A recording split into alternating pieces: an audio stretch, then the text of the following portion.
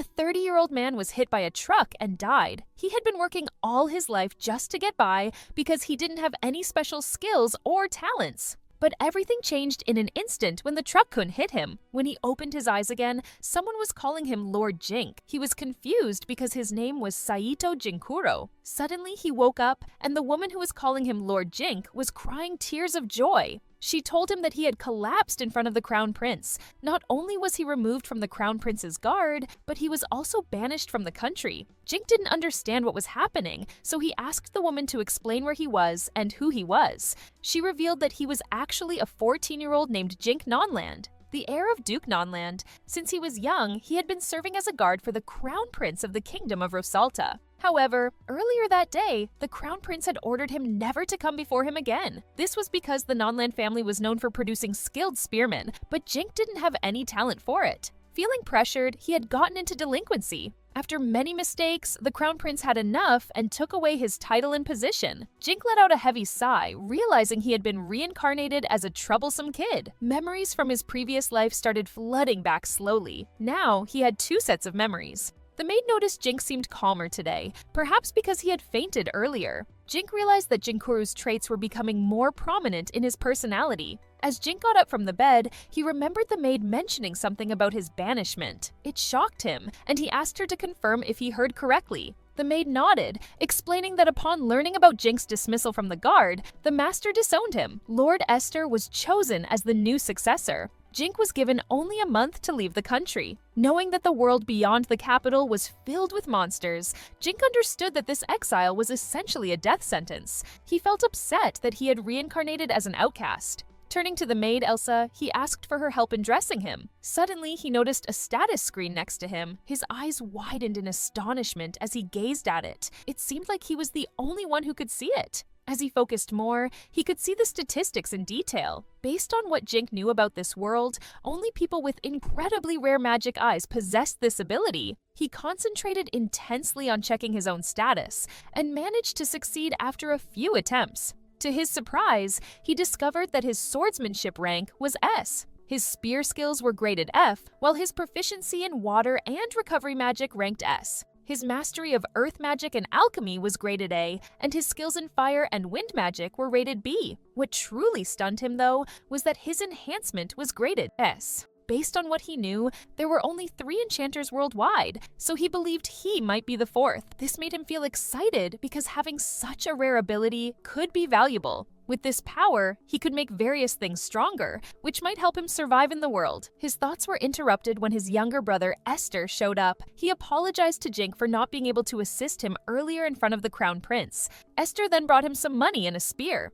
Jink expressed his gratitude and asked if Esther could gather some travel supplies for him in exchange for the items he didn't need. Esther agreed, and Jink gave him a list of the things he required. The next day, Esther showed Jink all the stuff he had asked him to buy. Esther wondered how his brother would manage to carry so many goods by himself. Jink told him he had a trick to share, something even their father didn't know. He demonstrated the skill of creating an item box, and a door magically appeared. Esther was amazed and peeked inside to find a huge empty space. He praised his brother for having such an extraordinary skill. Jink noticed that Esther's status also indicated a small item box, but Esther seemed unaware of it. Jink wanted to tell him about it, but he decided to keep his ability to appraise things a secret. He thought of a subtle way to let Esther know and asked him if he could fetch a small bottle of his red body fluid. Esther agreed without hesitation. Jink also requested Esther to accompany him to the Adventurers Guild for registration, and Esther, being the supportive brother he was, agreed. As Jink and Esther walked through the streets on their way to the guild, they heard the commoners talking badly about him. Jink felt it was understandable that they disliked him because of his previous rude behavior toward them. The only ones who stood by him were Elsa and Esther.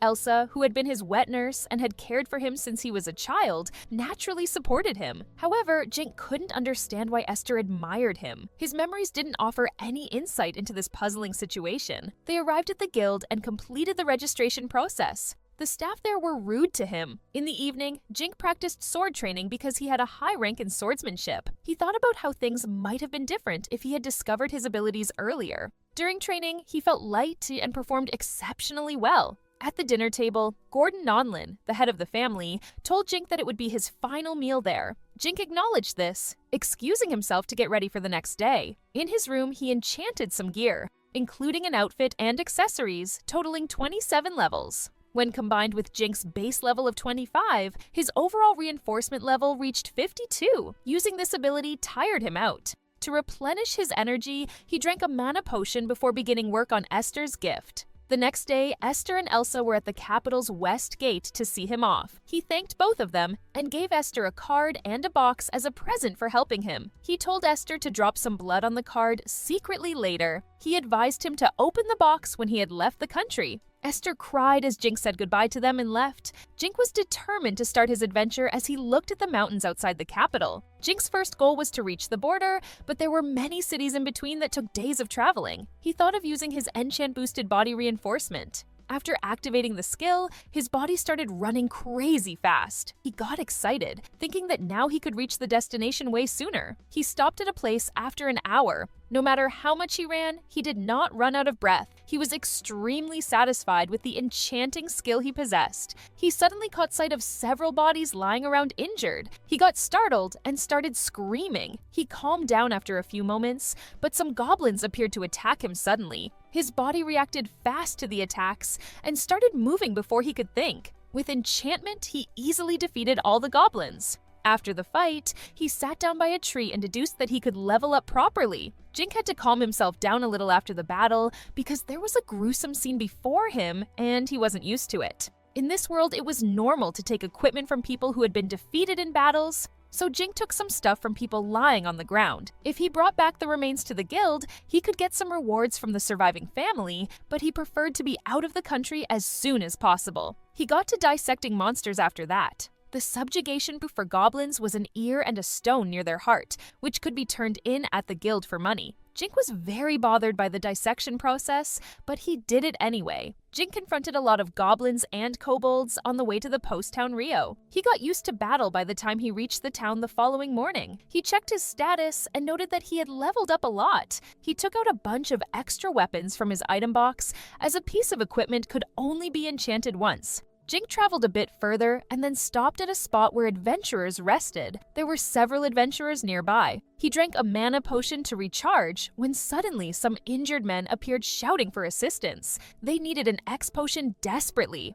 Another adventurer nearby mentioned how rare and precious X potions were, doubting anyone would give one away. One of the injured men dropped to his knees, begging. Jink stepped forward, announcing he had some. Judging by their appearances, the injured men didn't seem dangerous, so Jink decided to help. They gave an EX potion to one of the badly injured men who was immediately healed. Jink was surprised by how quickly it worked. A man from the gang thanked Jink and introduced himself as Alec Thunder, the leader of a group called Dragon's Tears. He gave some money to Jink and apologized for it not being enough. Alec explained that they had encountered a powerful red ogre, a high-level monster, which left them badly injured. He bowed to Jink and offered to become his slave to repay him for saving their brother's life. In this world, slavery was common, but Jink refused Alec's offer, not wanting him as a slave. Suddenly, a horde of orcs appeared, attracted by the scent of blood. These orcs were lower-ranked monsters, so Jink believed they could handle them. However, the men who had faced the ogre were still recovering, and their equipment was in disarray. Jink retrieved various weapons from his item box and distributed them among the men to prepare for the fight.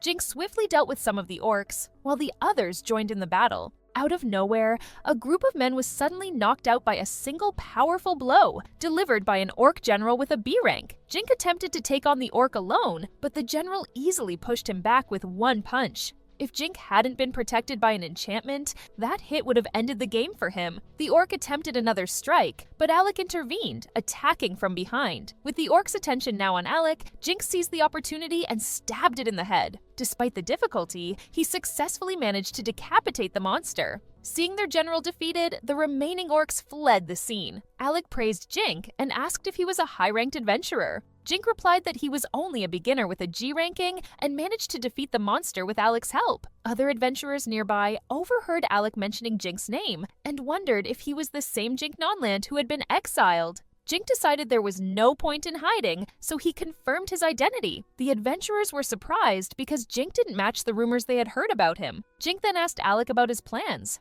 Alex said they were heading to Morbiberg, but now he considered himself Jink's slave and would follow him anywhere. Jink felt pressured by Alex's insistence. To keep Alex safe on the journey to Morbiberg, Jink suggested they travel together. Once they reached the capital, Jink planned to introduce Alec to his brother, Esther, and give him something to repay him for becoming his slave. Alec burst into tears and hugged Jink tightly to express his gratitude. Meanwhile, 3 people watched them from a distance, including an elf woman who found Jink intriguing. Jink's party had to battle the remaining orc hordes to cross the border. Eventually, they reached the goblins' forest. As the name suggests, the only creatures here should be goblins, which Jink can handle easily. He takes out many of them without much trouble, but their numbers are overwhelming. The rest of the party joins in to defeat them all. After the fight, everyone is exhausted and resting on the ground. One person asks Jink why he's the only one not badly injured, even though he was on the front line. Jink nervously chuckles and explains that it might be because of his strength advantage. Technically, he's not wrong, because his ability to enchant objects with magic has boosted his physical capabilities. The elf girl from earlier interrupted him and called him impressive. She introduced herself as Karen, the leader of the party's Sacred Flame. A man with her introduced himself as Bogard. The third person of the party took a good look at Jink and figured out that he was an enchanter. This suddenly put a smile on his face, and he excitedly introduced himself as Will. Jink shook Will's hand and checked the status of their party. He noted that they were an A-ranked party with highly skilled members. Will had the skill weapon appraisal mentioned in his status. Jink wondered if this was how Will figured out his enchanting ability. He asked Will how he knew. Will replied that he saw that all Jink's equipment was imbued with physical enhancement +8, which was a feat achieved by enchanters only, as it was challenging to enhance multiple pieces of equipment with the same value. The adventurers around him heard the conversation and started bombarding Jink with questions. Will inquired if Jink would be willing to enchant something for him at a reasonable price. Jink answered that certain conditions had to be met for performing this ability. The owner's blood had to be dropped on the object to be enchanted. In that case, only the owner could use the enchantment effects on the equipment. Alternatively, Jink would have to go through Morbiberg. Jink forbade the party from telling anyone about this ability until he was officially on the same level as them. The party members agreed to his terms. Will stated that they were all adventurers of Qual, and they would have loved to have an enchanter in their country. Jink was open to any price for enchantments because he had never met enchanters before, so he didn't know the usual prices. He offered them some cards and explained how each could be used.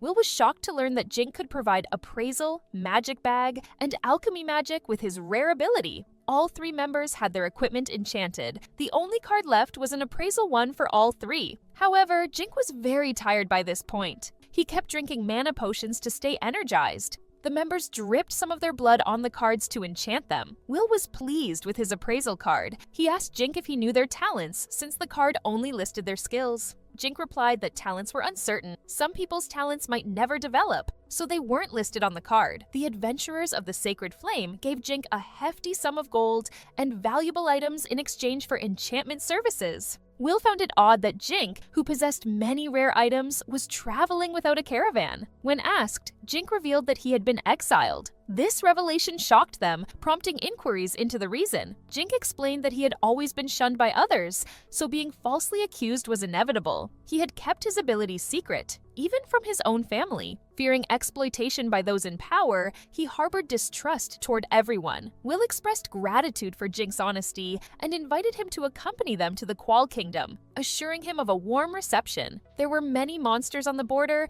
but with Jink and his companions together, getting through them was easy. Jink agreed to join them, and they began their journey. They quickly arrived at Morbiberg. Since no one recognized Jink there, he decided to go shopping. Jink happily purchased various items, including an armor suit and a spear for Esther. The shopkeeper was surprised to see such a young boy buying expensive items. Jink paid for everything and took all the items with him. He did his best to enchant the items intended as gifts for Esther. Jink consumed many mana potions and spent the entire night enchanting. The next day, he handed a package to Alec to take to Esther. He also gave everyone cards showing their statuses. He practiced a lot of enchanting magic because he wanted to level up his skills. He said goodbye to Alec's group and headed to the border with Sacred Flame. Back at the non-land residence, Esther was put under house arrest for 50 days. His father declared Esther as the new heir and told him to forget about his brother. Alone in his room, Esther cried as he remembered Jink. After Jink left, Esther's father would often beat him when he found out Esther had been doing things he didn't approve of. Esther would get scolded for going against his father's wishes, and as punishment, he was confined to the house for 50 days. His father even declared that Jink was no longer part of the family. Locked away in his room, Esther worried about his brother's well-being. Despite the situation, he had faith that Jink was still alive and doing all right somewhere out there. Meanwhile, in another country, Jink was busy fighting monsters. He would often mention Esther's name, expressing how hard he was working. Jink was joined by members of the Sacred Flame who fought alongside him. Will, using his wind cutter magic, effortlessly sliced through a giant monster. Jink was impressed by Will's A-ranked skills and was told that he would soon level up with his enchantment skills. Will admitted he was better with flame magic, but the forest restricted its use. Karen and Bogard finished off the remaining monsters. Curious if lower-ranked adventurers could now cross the border since they had cleared out most of the monsters, Jink asked Karen. She explained that this area was still off-limits for adventurers ranked C or lower. When merchants crossed the border, they usually had guards ranked A or B with them. Going deeper meant risking encounters with wyverns, which scared Jink a lot. Jink and the party had reached the country's border. Massive gates stood before them, guarded by several guards. Jink wondered if they could pass through smoothly because it was said that nobody exiled had ever slipped past the border. Karen and Bogard reassured him, promising to intervene if things didn't go as expected. A ranker was treated like an earl or count, while an S-ranker was like a duke. Inspectors there were ranked up to viscounts at most, so their party had authority over them. A guard suddenly appeared and requested their IDs. He was shocked to see Jink's ID, realizing he was Jink Nonland, who had been exiled. He asked how Jink had managed to get there in just 5 days. Karen stepped forward and asked why it mattered. She pointed out that he had been ordered to leave the country, and he had complied, so there shouldn't be anything to complain about. The guard got offended and yelled at her, questioning how a commoner could speak to him like that. Karen shoved her ID in the guard's face, and he started sweating when he realized she was an S-ranked adventurer. Karen threatened him, saying she would test her weapon on him if he didn't shut his mouth. The guard got scared and ran away. A higher-ranked guard showed up and said sorry to them for his subordinate's behavior. He asked why people from the Kual Kingdom were traveling with someone like Jink, whom he described as a disrespectful man. The guard said Jink had apparently tried to poison the head of his family to get their money. Jink was shocked to hear this new accusation of attempted murder. He figured his family must have really disliked him to make up such stories. Will explained to the guard that they were only escorting Jink because they heard he had been exiled. According to the kingdom's rules, when someone gets exiled, they had to leave the country within a certain time and never return. Jink followed the rules, so nobody should stop him. But the guard thought the time Jink took was too quick, which seemed suspicious. Will stood up for Jink, saying that they'd been traveling together for 3 days and had no issues with him. The guard tried to argue more, but eventually gave up and let them go. They reached the territory of the Kual Kingdom. Jink thanked Will and the others for their help throughout the journey. Will asked him if he had ever considered how the Rosalta Kingdom would react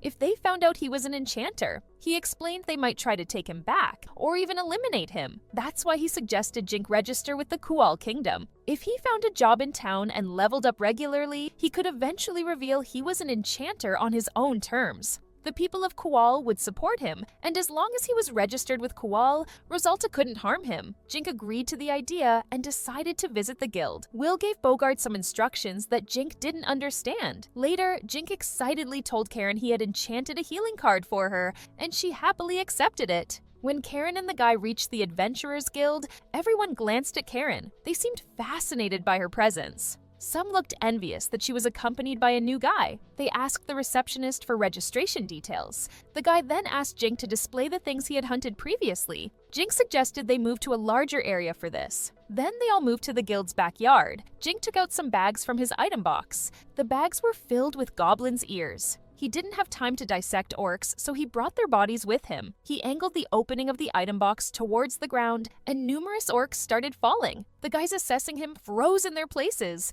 their mouths hanging open. Converting all the stuff into money made a total of 24.3 million yen. Jink was elated that he had earned this much money. He could never dream about getting his savings up to 6 digits when he was Jinkaroo. He had accumulated enough points to rank up to level C, but he still had to pass a rank-up test to attain that level officially. He was going to have a mock fight with the examiner for that test. he got guided to the battleground. A man appeared behind him and introduced himself as the guildmaster, Snow. He stated that he would be the one fighting Jink. News quickly spread throughout the guild that the master was personally testing someone. People were curious about the challenger's skills. At the testing area, the referee announced that they would combine rank D and C tests to save time. The guildmaster expressed interest in testing the challenger, Jink. Despite warnings from the referee about the risks, the guildmaster was eager to participate. Karen reassured him from the crowd, offering to heal any injuries. This drew anger from some men in the audience who resented Karen's attention towards the guildmaster.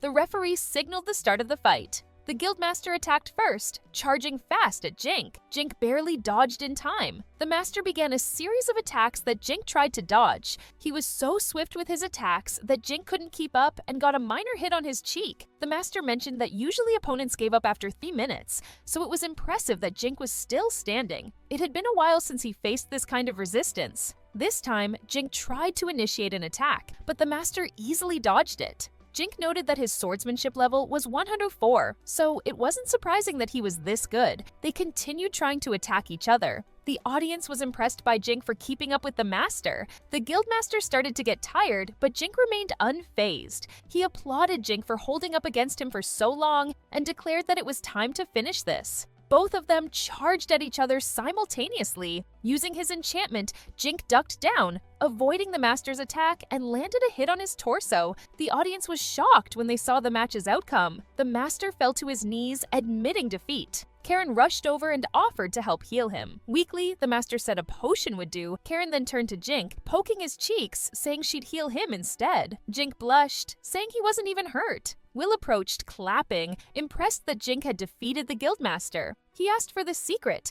and Jink hesitantly confessed he had redone the enchantment on his gear. Will then loudly announced that Jink had been an enchanter all along. Everyone at the venue was shocked by this revelation. The guildmaster couldn't believe that Jink was an enchanter because there were only 3 in the world. Will assured him of Jink's ability, mentioning his membership in the Sacred Flame. He showed the master his appraisal card to prove that Jink also had the skill. Sweating, the master tried to process everything. Jink reassured him, saying he was strong and wouldn't have won without enchantments. The master nervously chuckled and declared Jink a temporary C-ranked adventurer. Jink celebrated at first, but then he started to worry when he realized his rank was just temporary. He asked Will why he wasn't a full rank yet. Will explained that enchanters automatically start at S rank, but until it's official, he's stuck as a temporary C. It was important for the guild to see his abilities in combat, because if he wasn't good enough, the government would send guards to watch him all the time. Jink wondered why Will was helping him so much. Will was surprised by the question, but then grinned, saying he wanted to see what kind of story Jink would create.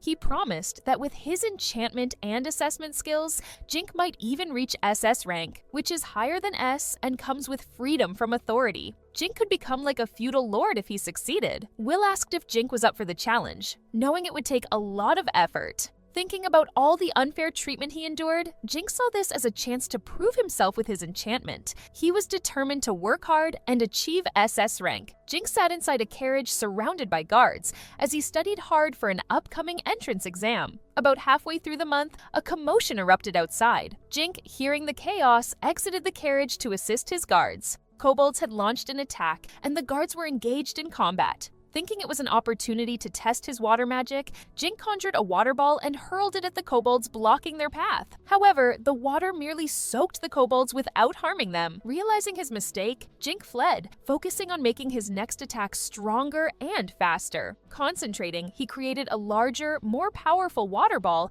which swiftly overwhelmed the kobolds in its path. After they managed to defeat all the monsters, a guard asked if Jink had used enchantment for the previous attacks too. Jink clarified that he already had an aptitude for water magic. The guard apologized to him for interrupting his studies and letting him fight, even though they were there to protect him. Jink reassured them that it was all right, and that it helped him get some magic training. 2 weeks earlier, Will and Bogart had taken him to a count's mansion, saying that they would stay the night there. Jink protested a little, thinking that staying with a noble might not be a good idea. Will defended Count Brand, saying that he drew a line between himself and the snobbish nobles, and had helped Will when he started out too. Jink gave in and entered the palace. Count Brand respectfully shook Jink's hand and introduced himself. Jink politely responded to the Count's greeting. The Count had prepared a meal for them, so they all headed to the dining table. Jink felt excited when he saw all the food because he had been surviving on preserved foods for a while. During the meal, the Count asked Jink about his future plans. Jink explained that he planned to travel through Qual while trying to rank up. Eventually, he aimed to leave the Qual Kingdom and settle in the Kingdom of Yamato. He intended to enroll in Yamato Royal Academy, but he achieved S rank much faster than he had expected. The Count reassured him that his high rank guaranteed his status now, and he didn't need to go all the way to Yamato to avoid interference from Rosalta. Jink insisted that he wanted to explore the world and have more adventures. The Count suggested he visit Qualarut, the capital of Qual, where the esteemed Qual Royal Academy is located. It's quite challenging to get into, but with Jink's status, it would be easier. For a thrilling experience, the Count recommended Gamel, a city built atop Qual's largest dungeon, rumored to have over 80 floors filled with various monsters. Karen mentioned that Jink would need to pass an entrance exam to get into the academy. Jink decided he would study during his travels to Qualarut. The Count proposed having an adventurer party accompany him, taking a route friendly territories as much as possible. Once in the capital, Jink could stay at the Count's estate.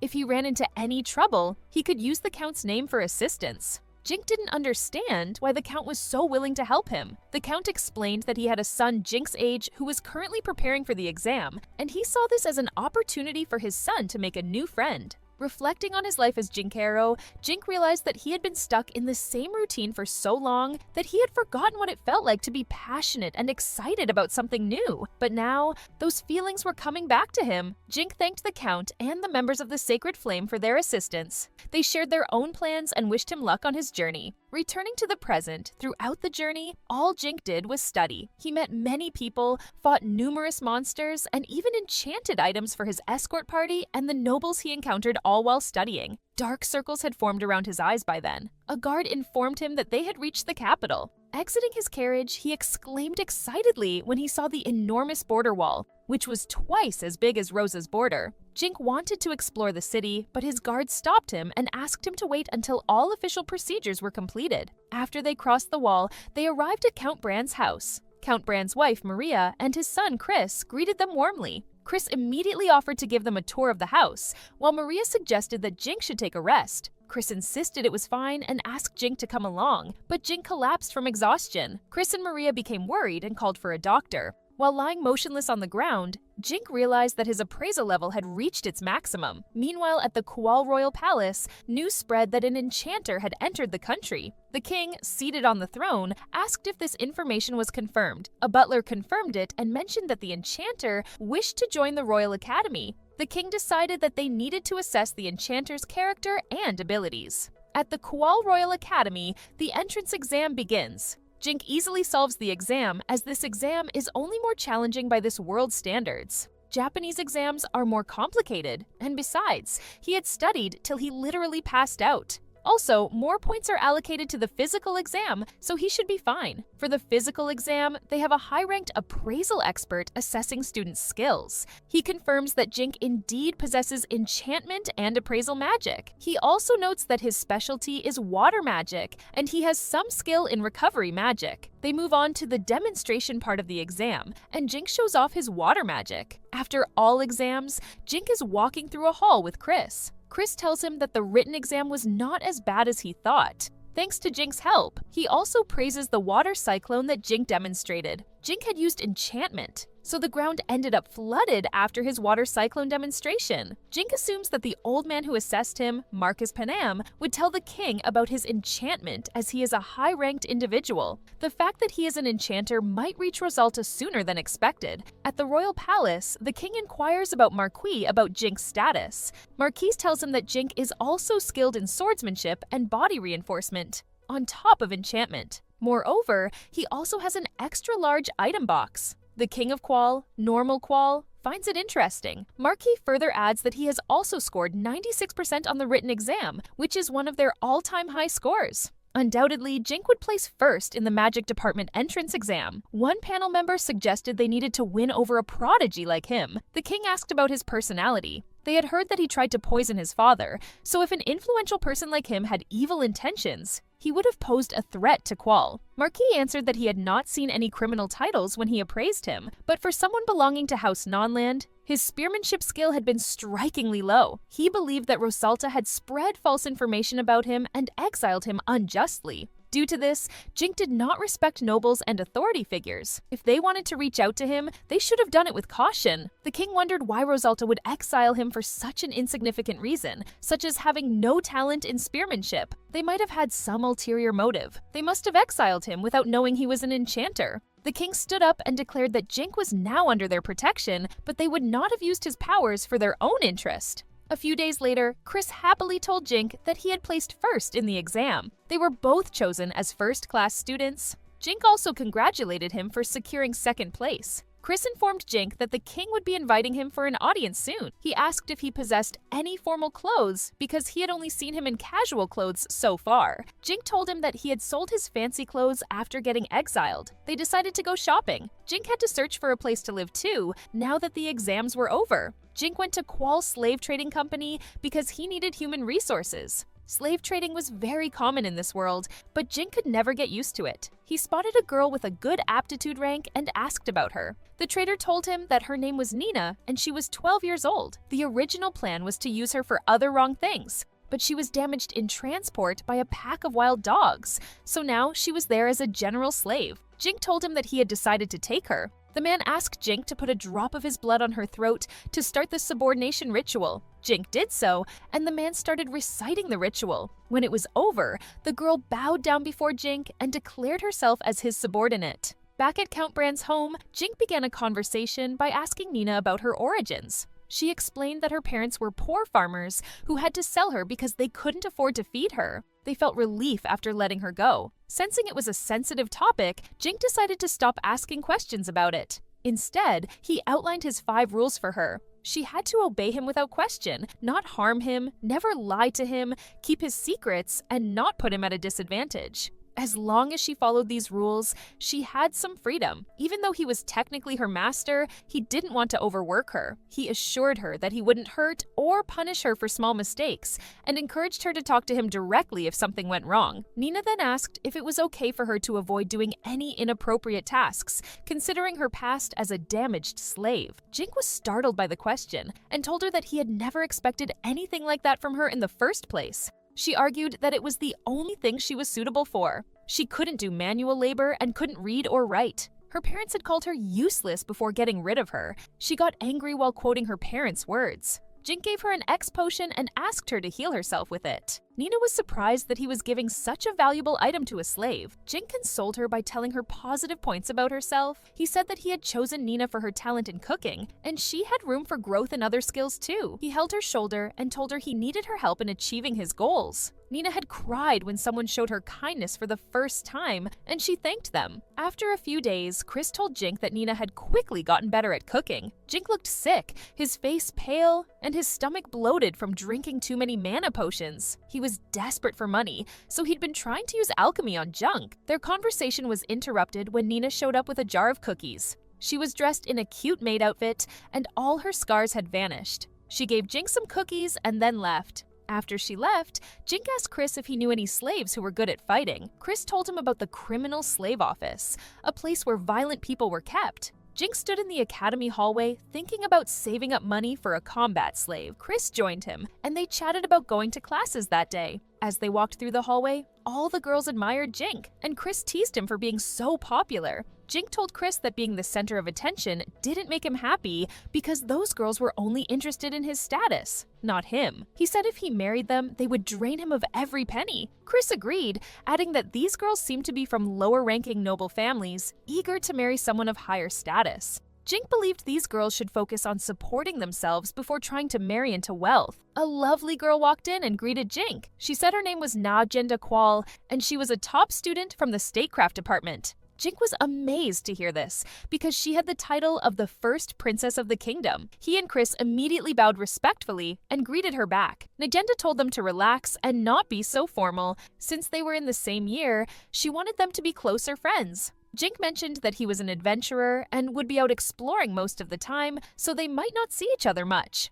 Nagenda replied that she would also be busy assisting her father with government matters. Jink and Chris were clearly impressed by her. Suddenly, they heard a big guy bothering a student. Jink asked Nagenda about the guy. She told him that the guy was Duke Rancel's heir. Back in junior academy, he used his father's name to do whatever he wanted. It reached a point where many students quit the academy because of his actions. It seemed he got into this academy as a third-class student. His father was good at covering things up, so he never faced consequences for his actions. The guy made his way to Jink and the others. He greeted Nagenda, but she replied rudely. Then he turned to Jink and offered him to join his family's service, saying he would make excellent use of Jink's S-rank ability. He mocked Jink, saying that as a mere commoner, he should consider serving his family in honor. Jink got upset by his words and punched him in the face. He told him that being noble doesn't matter at this school. Here, your status is determined by your class. So, if a lower-class student like him disrespects a higher-class student,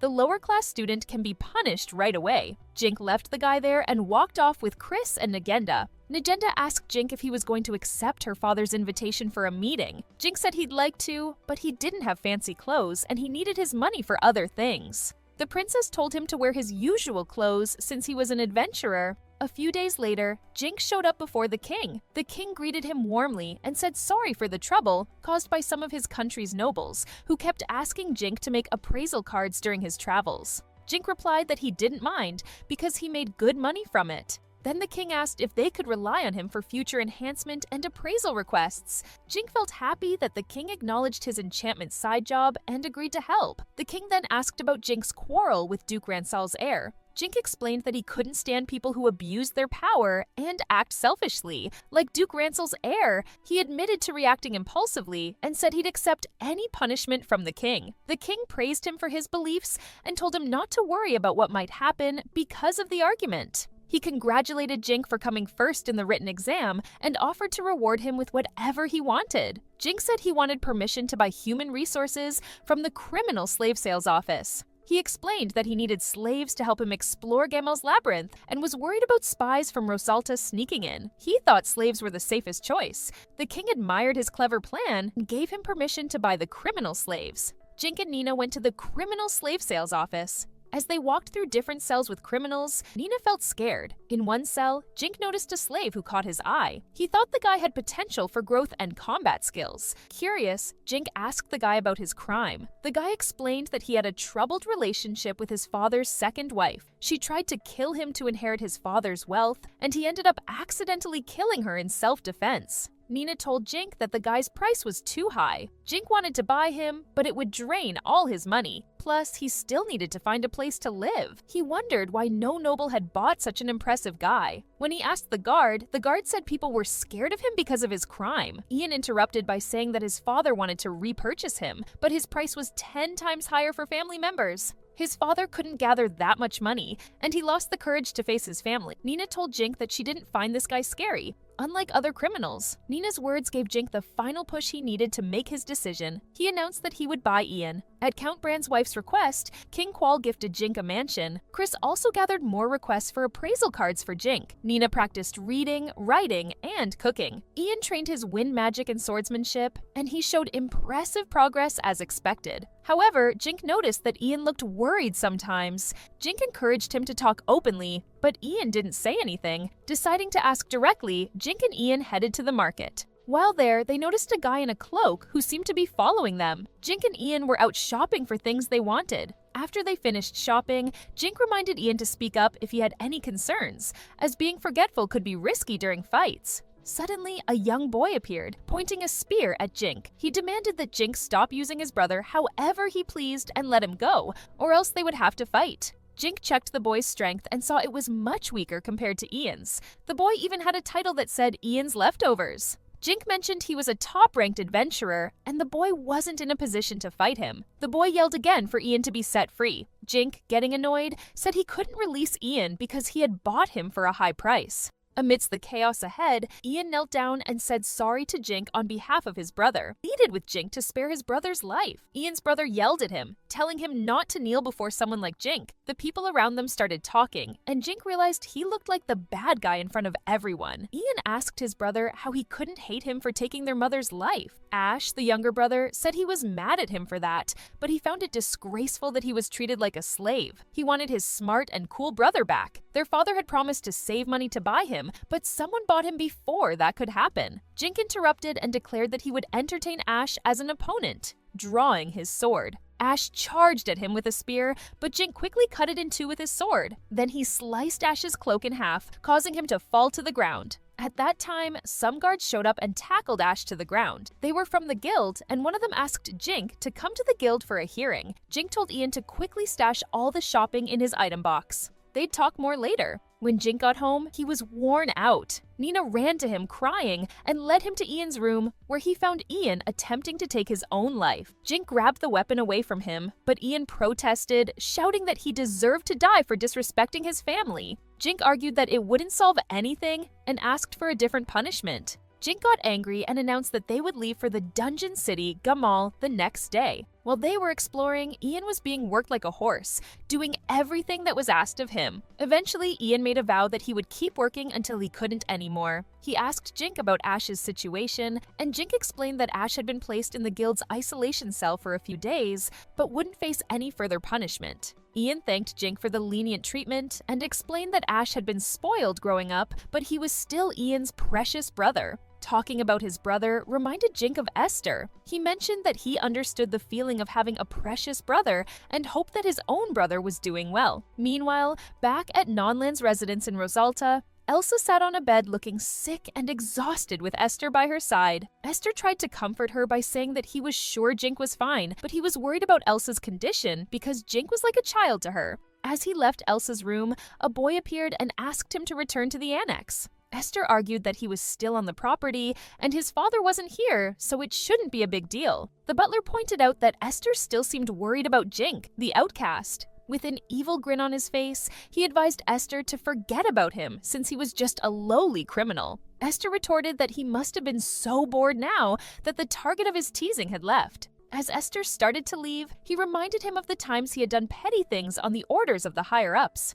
Esther regarded his brother as an amazing person. Esther believed that if anyone called his brother an outcast, they didn't really know him. In the past, to meet the expectations of the higher-ups as an heir, he trained with spears every day. This inspired Esther to learn spearmanship too. Jink was decent with the spear, but Esther quickly surpassed him. Whenever they sparred, Esther always won. Jink even asked Esther for tips to improve his skills. Esther knew Jink felt embarrassed being beaten by the son of a concubine, but he still treated Esther kindly. However, people's attitudes towards Jink changed a lot. His grandfather started favoring him and ignoring Jink. It was clear that rumors about Jink were being spread on purpose. Over time, the rumors got worse, and Jink found himself with nobody to rely on. Esther believed he was the one who had ruined his brother's life. At the Rosalta Royal Palace, a meeting took place. Noble Nonland, the former head of the family, and the kingdom's crown prince Elliot were also present. The audience expressed their dissatisfaction, saying that exiling an enchanter was a grave mistake. They added that it would be very difficult to retrieve him since he had escaped to Qual.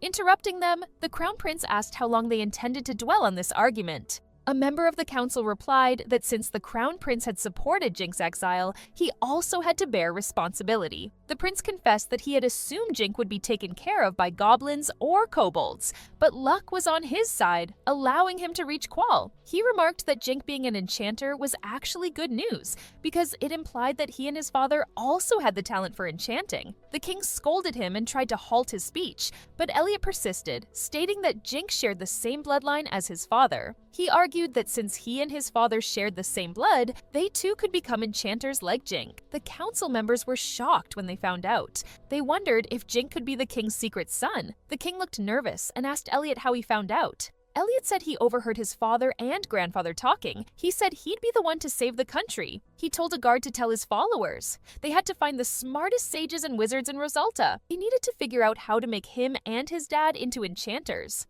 The king and the former king seemed dismayed, and everyone at the council began questioning them aggressively. Gordon held his head in his hands. Observing the chaos unfolding before him, he had opposed punishing him with exile and had suggested granting him a Viscount title instead. He understood that this wouldn't just end with him and his father. The public would soon uncover the lie that the non-land family and the royal family had desperately tried to conceal. Sacred Flame and Alec arrived at Non-Land's residence to meet Esther. They all introduced themselves to him and Will informed him of Jink's whereabouts. Esther started crying at the confirmation that his brother was doing fine. Esther brought them to meet Elsa. Elsa was very relieved to hear about him too. Will told them about Jink being an enchanter too. Esther realized why Jink had asked for his blood when he saw the gift sent by Jink. Elsa said that she did not notice Jink's enchanting abilities at all, while she took care of him. She understood why Jink hid this from everyone all that time. If that had gotten out, this country would have definitely tried to steal his freedom. Will was certain because he had only heard bad things about Rosalta in recent years,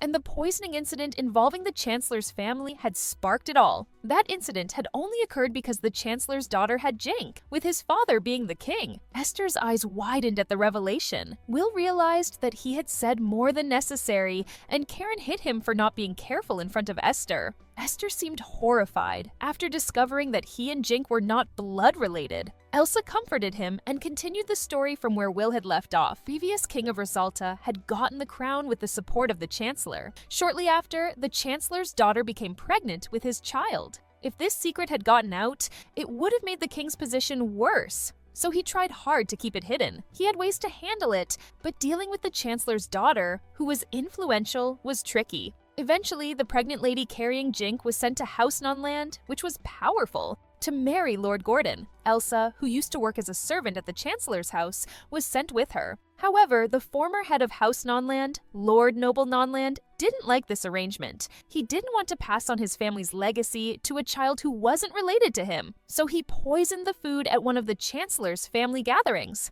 Jink didn't attend the party because he wanted to practice his spearmanship, and Elsa stayed with him. Everyone at the party, including Jink's mother and her family, met their end. Even Elsa's husband and son, who were serving at the party, were affected. Elsa was silenced by Noble and Gordon. She felt guilty for allowing Jink to be exiled just to save herself. Esther comforted her, saying she hadn't done anything wrong. The Non-Land family simply wanted to get rid of Jink, talented or not. Will told them that the capital was filled with criticism for the royal family. He also mentioned the Crown Prince's foolish behavior at the recent meeting. Chaos reigned in the royal palace. Will paid off a noble who was at the meeting to get this information. Rosalta was in deep trouble. After learning about the situation, Alec decided to move his group to Qual. Will asked Esther what he wanted to do. Esther replied that he didn't feel attached to the country or his family anymore. He demanded Karen, the leader of Sacred Flame, to take him in as her slave. He feared his family would be convicted and he'd be enslaved along with them. So he wanted to become Karen's slave and leave with Sacred Flame to meet up with Jink later. Elsa also insisted on becoming a slave with Esther. Outside the door, the rude butler listened to everything. He decided to grab some expensive stuff and leave the place because he thought the house was finished anyway. Karen dressed up Esther in a maid suit. Esther was extremely shy and embarrassed wearing that, but Karen had fun. She justified it by saying that Esther was a high-ranked noble successor, so he was pretty well known. It would have been impossible to make it through the inspection if he didn't disguise himself. Esther still didn't understand why he had to cross-dress. Even Elsa teased him about it. They all left for the Qual Kingdom right away. Esther still felt uneasy knowing that Jink was not his blood-related brother. Jink, Nina, and Ian arrived at Gamel. The city was bustling with people just as they expected. They gazed at the large entrance to the dungeon. Ian told them that in ancient times, the entrance used to be nothing more than a huge hole leading into the dungeon. As more adventurers began to arrive, the city started to grow. Jink noticed that Ian seemed quite knowledgeable about Gamel. Ian explained that his family had a shop branch here, so he had visited often with his father. His family mainly traded with mid-sized clans. Clans were essentially groups of adventurers. Small clans had just a few parties, while big clans could have several hundred members. Being part of a clan provided a safe base for adventurers to operate from, so most adventurers in Gamel belonged to one. Some clans even used their strength as a shield to get what they wanted, which made them intimidating trading partners for merchants. They decided to head to the guild first to gather some information. The guild was massive, feeling like one of those modern malls to Jink. As he was about to speak to the receptionist, a large drunken man interrupted him. He made fun of Jink and Nina, suggesting they hire guards if they didn't want trouble. The The receptionist managed to get rid of him and apologized to Jink. Jink handed her his guild card, and she screamed when she saw his S rank. Everyone around was surprised. Some even thought about recruiting him to their group. Jink explained that his rank was because of his rare ability, but he still lacked experience. He was sent straight to the 5th floor, a place where many adventurers hadn't reached. While Jink and his team waited in the reception area, a girl named Mona showed up. She informed them that she would be their guide from now on. The guild provided personal assistance to adventurers based on their rank and skills. They could go to her for any help or advice they needed. Jink understood why other adventurers might be jealous of him. He greeted the dungeon guide and dove straight into business, asking about the necessary equipment and any important dungeon details. The guide explained that monsters would continuously appear, but the remains of those Jink defeated would vanish, leaving only a few items behind. These defeated monsters would eventually respawn. The items left behind, like magic stones or body parts, were called item drops, and they could also be found in treasure boxes scattered throughout the dungeon. Jink thought the dungeon seemed very organized, almost as if someone intentionally designed it that way. Mona advised him not to overdo things, warning that monsters got stronger the deeper he went. She mentioned that no one had made it to the deepest floors yet. Previous adventurers had said that the environment changed a lot from floor to floor. If one floor was hot, the next might be freezing cold, so he needed equipment for both hot and cold temperatures. Above all, quality footwear was necessary. She suggested he visit their guild store for the items he needed. After going over the basics, she informed Jink about a request the guild had for him. They needed him to gather magic stones. Due to a recent war, Qual was running low on magic stones, but not many adventurers were actively seeking them out. In this world, people used magic stones like batteries. They used the magic inside them to start fires and make water for everyday needs. Magic stones were super important for daily life, but low-ranked adventurers were too busy trying to survive, and the high-ranked ones didn't explore the lower levels because they were only interested in rare stuff. That's why Jink's group got the job. They were going to hunt slimes because they dropped magic stones. They went into the dungeon and found a big open space. After a bit, slimes started popping up from everywhere. Jink told Nina and Ian what to do to fight them. Nina struggled at first, so Jink had to help her, but she got the hang of it and managed to take down a bunch. Ian used his sword and wind magic to get rid of them too. When the slimes disappeared, they were left with a bunch of magic stones around them. Ian mentioned he wasn't even tired after the fight, all thanks to some enchantment. Jink explained that when you fought tough battles, your experience points went up in real time. He figured it was because the monster's energy turned into experience points. When he checked their stats, they had gone up a lot. They decided to challenge monster rooms to level up. According to the map, there were slime rooms on the 3rd floor, but only those above B rank were allowed there. Monster rooms were filled with specific kinds of monsters. Once you entered, you had to either survive for a set time or defeat all monsters before leaving. Jink told them that based on their enchantment, they were easily B rank, so they decided to go there. They reached the slime room on the 3rd floor. Hundreds of slime monsters came from all sides, more than they expected. Jink was confident that Ian could handle them, but he wasn't sure about Nina. When Nina got into trouble, he unleashed a massive water cyclone at them. The attack took out all the slimes at once. Jink had run out of mana after using the water cyclone attack, so he drank a mana potion to recharge. Nina felt sorry for the oversight and apologized to Jink. He reassured her, saying it was okay, and mentioned that both Nina and Ian's XP had increased due to his attack. It seemed that just being near the person who makes the shot could boost one's stats. Ian suggested it might be better for them to earn XP individually, so they continued battling slime monsters they encountered throughout the night. During the fights, Nina learned some shielding skills. Despite fighting numerous slimes, they didn't accumulate enough XP. They decided to move to another floor. Nina expressed her reluctance to enter a goblin room because she disliked their smell. Jink agreed, adding that goblins didn't drop good items either. The other options were kobolds on floor 9 and orcs on floor 15. They decided to go to the kobolds room because they had good item drops, and their smell was also slightly better than goblins. Orcs had thick skin, so their weapons wouldn't last against them. That's why kobolds were the best choice. Nina felt happy experiencing all the things adventurers did. They headed to the kobolds' room on floor 9. There was a magic circle there, which was like a kobold's respawn point. After a few moments, kobolds started emerging from the circle. Ian and Jink started fighting them one by one. Nina also managed to defeat one after some effort. Jink built a tall water wall around them, keeping all the kobolds trapped outside. They decided to take a break inside the wall, grabbing loot and weapons as they went. Ian suggested they use magic instead of constantly moving around. Nina couldn't use magic, but Jink could enchant a weapon for her. Nina was thrilled at the idea of using magic. Jink pointed out that Nina didn't have enough mana for magic. Ian said she could manage with potions, though it might cost a bit. Jink agreed and gave Nina an enchanted weapon that could only cast water balls. When Jink took down the water wall, the kobolds flooded in to attack. Nina kept hurling water balls and drinking mana potions. Jink put up another water wall after a while. After drinking many mana potions, Nina couldn't hold it anymore. Jink enchanted a box for her to pee in. Nina was embarrassed at first, but eventually found a spot to relieve herself. After 3 days, they finished off many orcs in the orc room on floor 15. Ian mentioned that he had gotten over his fear of orcs by then. Meanwhile, Nina was excited about cooking orc meat later. After 3 days of continuous fighting, Ian and Nina's stats had increased greatly. Jink announced that they would head back topside after conquering the next room. The next room contained an orc general. They planned that Nina would attack with spells from behind,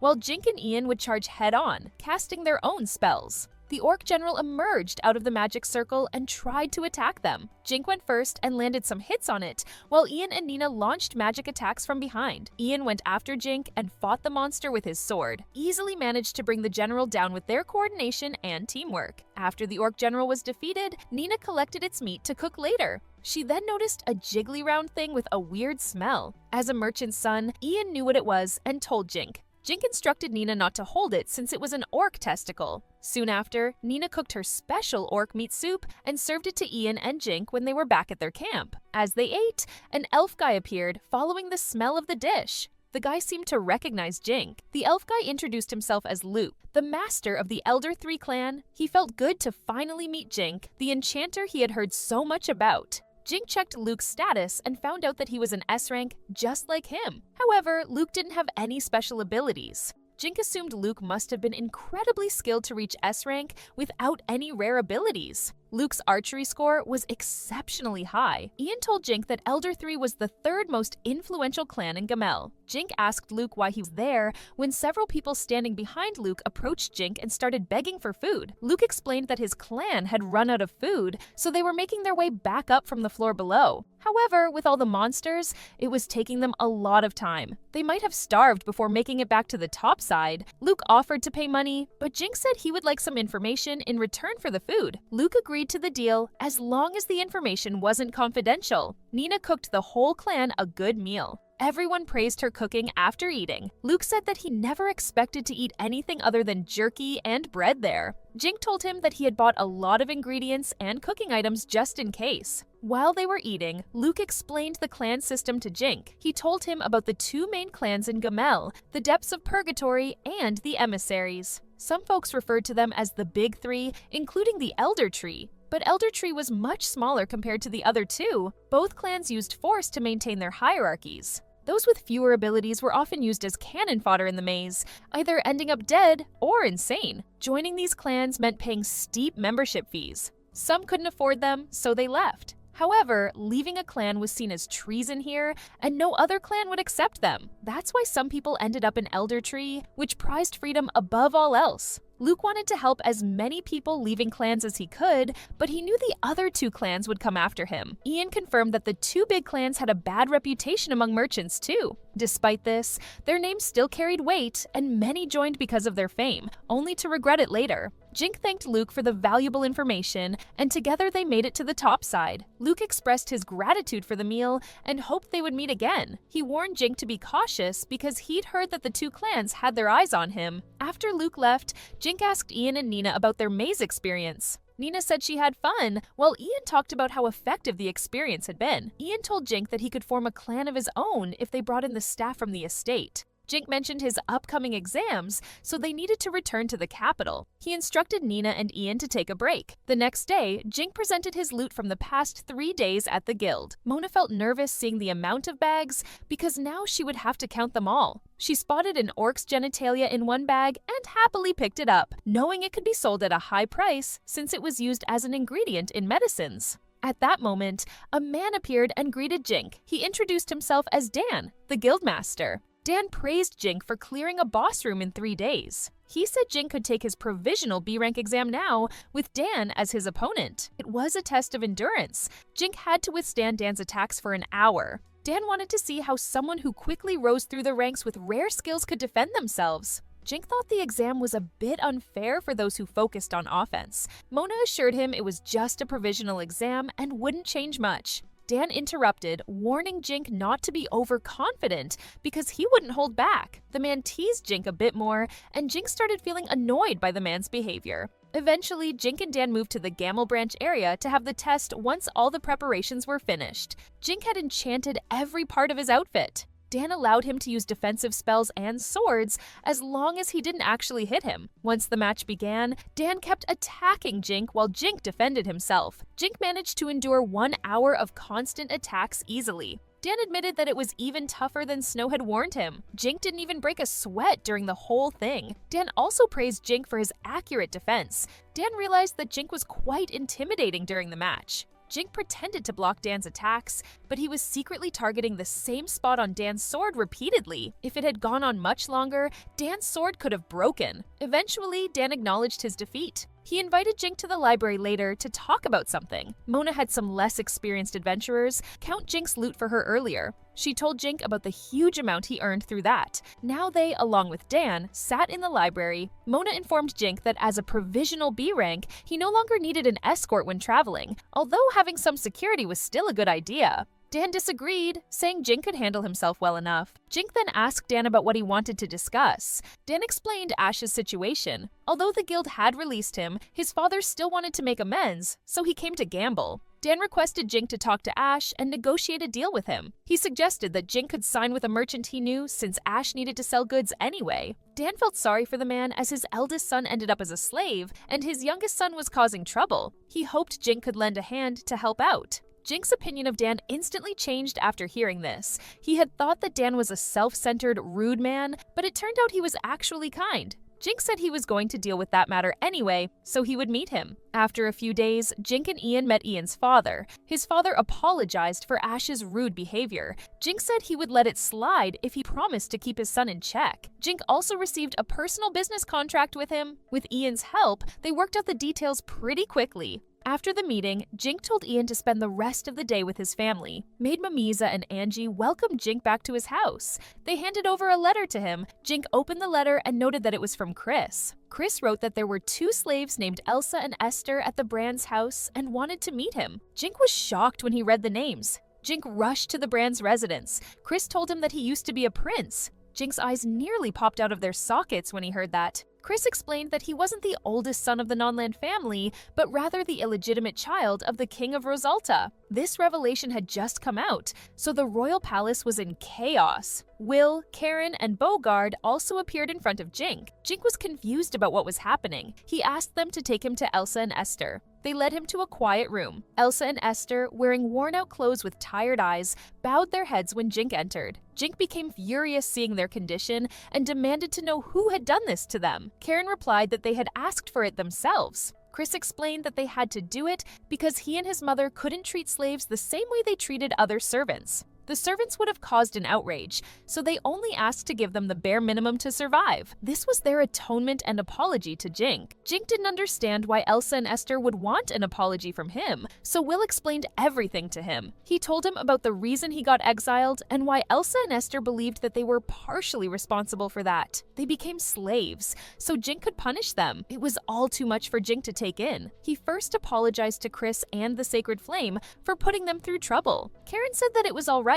She got to see Esther as a maid. Jink walked over to Elsa and Esther and asked them to stand up. He said he didn't want to punish them. He was just glad to see them okay. They didn't respond, so Karen had to tell Esther to lift his head. They both immediately apologized to Jink once they looked up. Esther apologized for his family's actions toward Jink, and Elsa apologized for not being able to protect him. Jink quickly told them not to blame themselves because none of it was their fault. When Esther respectfully called him Lord Jink, it made him angry. He yelled at Esther to stop, and then hugged him tightly, assuring him that they were still brothers. Esther started crying in Jink's arms, and then Elsa and Esther were brought inside. They changed back into their usual clothes too. Jink thanked the Sacred Flame members for everything and promised to enchant some items for them in return. He assured Esther that he would take care of him until he came of age. Jink expressed that he wanted to free Esther right away, but wouldn't be able to leave him alone until things settled in Rosalta. Being associated with Karen's name was better for them, since she was an S-rank adventurer.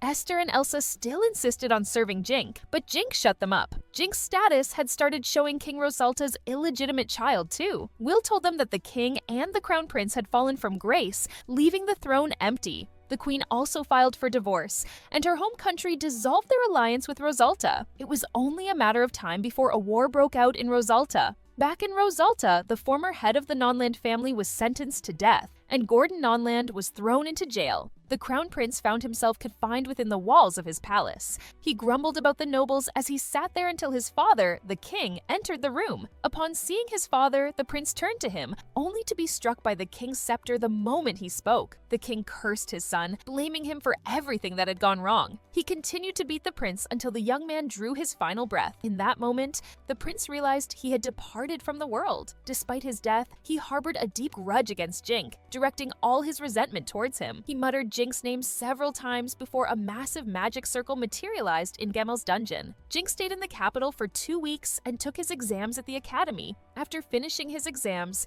he decided to return to Gamel with Esther and his group. Esther warmly greeted Ian and Nina when they arrived. Esther was wearing the armor that Jink had given him. Considering Esther's abilities, Jink thought it would be a good idea to spend 3 days repeatedly battling the orcs near the door, so Esther could get more practice. Jink believed that by the end of those days, Esther would be ready to join them in attacking the next floor. Ian questioned whether it was wise for Esther to start hunting orcs so soon. Esther reassured him, explaining that he had experienced hunting monsters during his guard duties for House Notland, and he had also fought some low-level monsters on the journey to Qual. However, it pained him to remember that he had done all that in a maid outfit. Jink informed Esther that he had an aptitude for wind magic, so on top of spearcraft, he should also level up his magic and mana. Nina asked Jink if Esther would have to drink a lot of mana potions like her, and he said yes. Nina got excited, thinking about how she would not be the only one feeling humiliated for having to pee. They got ready to leave for Gamel. Jink ordered Anzie and Mimosa to take care of the house while they were gone. Elsa also appeared with them in a maid uniform. Jink had given Anzie and Mimosa enchanted weapons, so they claimed that they would just use those weapons if things got bad.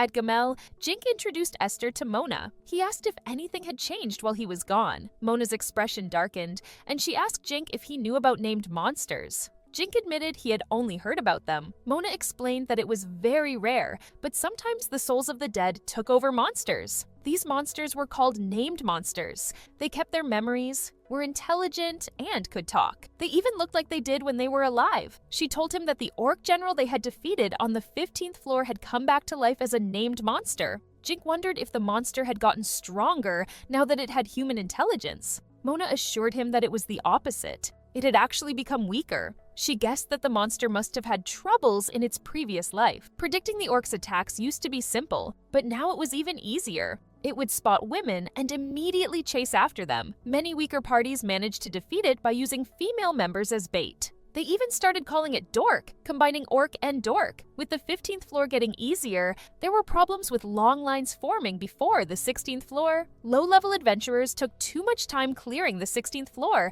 leading to congestion and arguments in the queues. Mona asked Jink to assist anyone they encountered. Jink reassured her that he could enchant his entire party with healing abilities. On the 15th floor of Gamel, Esther battled some orcs using magic. He cast an attack called Air Slicer, which took down most of them. Ian noticed Esther's progress and improvement in just a few days. Esther also felt pleased with his own growth and improvement. Jink admitted he had been a bit worried if Esther could do more than just thrust with a spear, but now he was even using slicing techniques. Nina wondered how Esther managed not to take breaks while constantly chugging potions. They took a short break before deciding to move on to the next floor. Esther's level had jumped from 23 to 57 in 3 days. Now, they only needed to defeat the orc general to advance. Jink insisted on taking the front line, even though the general was weakened, just to be cautious. He also suggested Nina stay in the back, as the monsters behaved strangely around women. The orc general appeared from a swirling magic circle chanting Jink's name. Jink checked its status and found out it was Elliot, the crown prince. Jink announced what it saw in its status.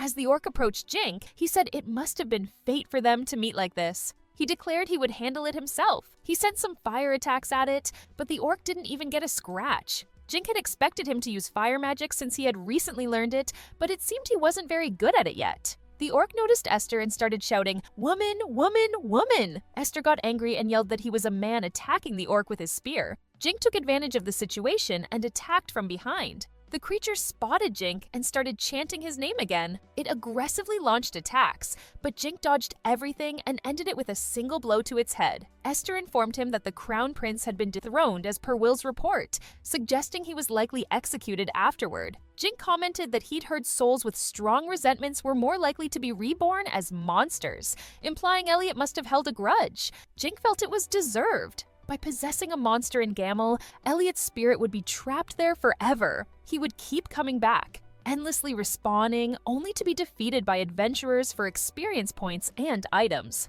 Jink and the others kept fighting more monsters along the way until they reached the 20th floor. This floor was the most popular within the dungeon, known as the Crystal Area. It was packed with various kinds of crystals and stones, and many adventurers were milling about. Jink mentioned that he wanted to earn some money, and from what he had heard, rough emeralds and diamonds could be found here. Nina and Esther eagerly offered to do some mining. Jink took out mining tools from his item box, and Ian suggested a specific spot for Esther to mine. Using his material appraisal skill, he could assess the geological features of minerals. Nina, Esther, and Ian dug at different spots. Nina and Esther were excited when they found emeralds. Jink found it amusing to see them having fun like that, considering they were just kids. Ian also enjoyed the digging, but his motivation was different. He was focused on selling the stones to make money. Meanwhile, Jink decided to create a golem using minerals. He had been practicing earth magic and wanted to use the golem for mining. He used mana to sustain it, but the golem couldn't last long without it.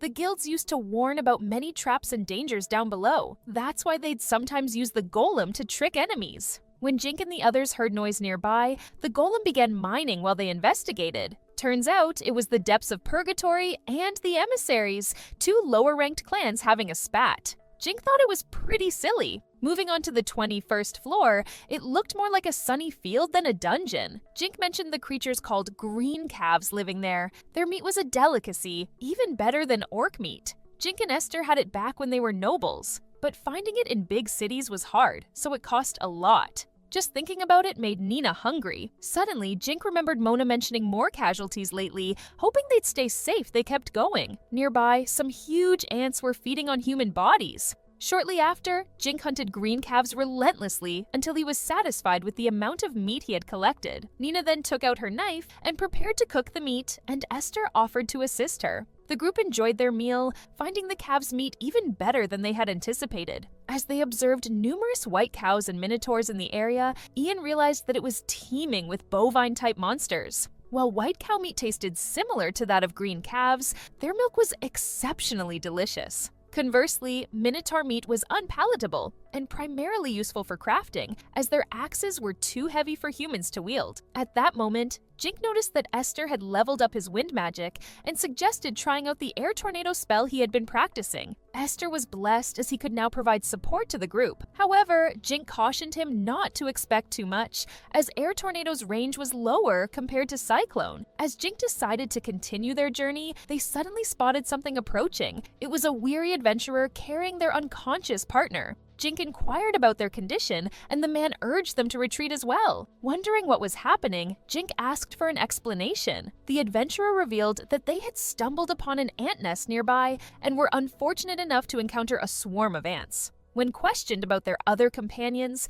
the adventurer feared they might have already become ant food. Jink admitted to never having fought ants before and offered to help heal them in exchange for more details. While Jink and Ian tended to the injured pair, one of them described the difficulty of battling a swarm of ants, who attacked with their front claws and sprayed acidic substances. Despite their sturdy shells, the ants were vulnerable to fire. Jink realized they were ill-equipped for such a fight, as they were still new to fire magic and primarily relied on water and wind magic, respectively. The adventurer elaborated that the ants fiercely protected their queen, requiring a significant number of sorcerers to overcome them. Only certain clans possessed the necessary magic, as the other adventurer regained consciousness and expressed gratitude for their help. They cautioned Jink and Ian against confronting the ants before departing from the area. Ian noticed Jink's worried expression and asked what was wrong. Jink told them to rush to the 24th floor while being careful. The whole group went around and suddenly found themselves in the middle of the area.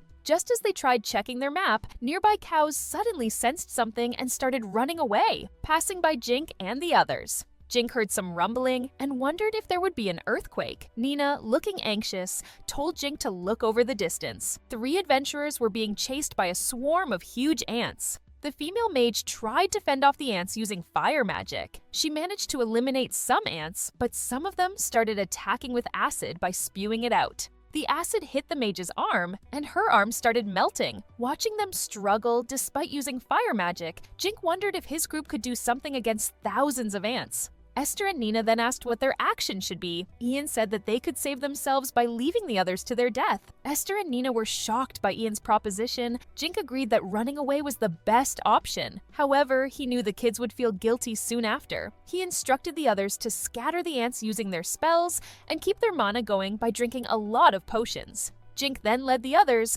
fully responsible for his party members' safety as the leader. Just then, the 3 adventurers noticed them and suggested running away. Jink told them to run as they bought some time for them. The adventurers called him crazy, but soon recognized Jink as the famous enchanter. Jink exclaimed they would also run away if they found the right timing. The other adventurers then ran away as they thanked Jink for the support. Jink then used Water Cyclone to break the swarm's formation. Esther then followed up with his Air Tornado and Spear attacks. Ian also used his wind magic to scatter the ants, and Nina did the same using Water Ball. However, the ants kept swarming in, and Jink chugged down more potions down his throat. He realized they were not efficient since they couldn't use fire magic. Both he and Ian had huge mana pools, but the kids didn't have much. Jink then instructed Esther and Nina to go near him, and he used Water Wall to protect the two. He told them to drink some potions and heal up. Jink then looked around as he tried thinking what to do next. Hold out or go directly for the Ant Queen. He knew killing the huge ant at the back would make the swarm collapse. However, the Ant Queen was too far in the back. Suddenly, he noticed some ants that looked different, and based on his appraisal, they were ant generals. Jink then decided to take action by using some orc meat as bait, flung the meat randomly, and the ants got distracted. Seeing that the baiting tactic worked, Jink ran toward the nearby ant general and quickly beheaded it. The ants then started acting confused, and Jink realized they had a chance of winning. Jink called over Ian and asked him to scatter orc meat chunks using his wind magic. He also instructed Ian to take out the commanders with ranged spells if the swarm opened up. Esther and Nina were also ready, and Jink instructed them to support and protect Ian. Jink counted on them as he planned to get closer to the queen ant and kill it. He dropped chunks of orc meat, and Ian flung them around randomly using his wind magic. Esther and Nina also used their wind magic to kill off any incoming ants. Ian also used his katana to slice down the ants gunning for them. Meanwhile, Jink kept using Water Cyclone to clear out the way until he reached the queen ant. He broke into a cold sweat as the huge ant monster loomed over him like a 7-foot basketball player. The ant queen shrieked in anger. Jink clenched his teeth and sword as he prepared to fight her. Jink himself believed that even though the queen's skills weren't particularly strong, it was doubtful that his blade could inflict enough harm on her. When the queen tossed acid in an attempt to harm Jink, he swiftly dodged the attack. Responding with a fireball aimed at the queen's head, she screamed upon being hit. She turned her aggression towards Jink. As she continued her onslaught, Jink evaded her attacks, finding them crude and easily avoidable. However, he still grappled with how to effectively harm her. His limitation in speed posed a challenge. Suddenly, inspiration struck, and he remembered dance tactics. A large body couldn't maneuver swiftly within a small space. With this realization, Jink began striking at the queen's legs, aiming to break her joints and gain control of the situation. Suddenly, ants from the ant army began attacking with acid. Jink was surprised and exclaimed that they shouldn't mess with him. Then, a large number of these ants were blown away by an air cyclone. Ian held back his magic and shouted to the children to keep the ants away from Jink.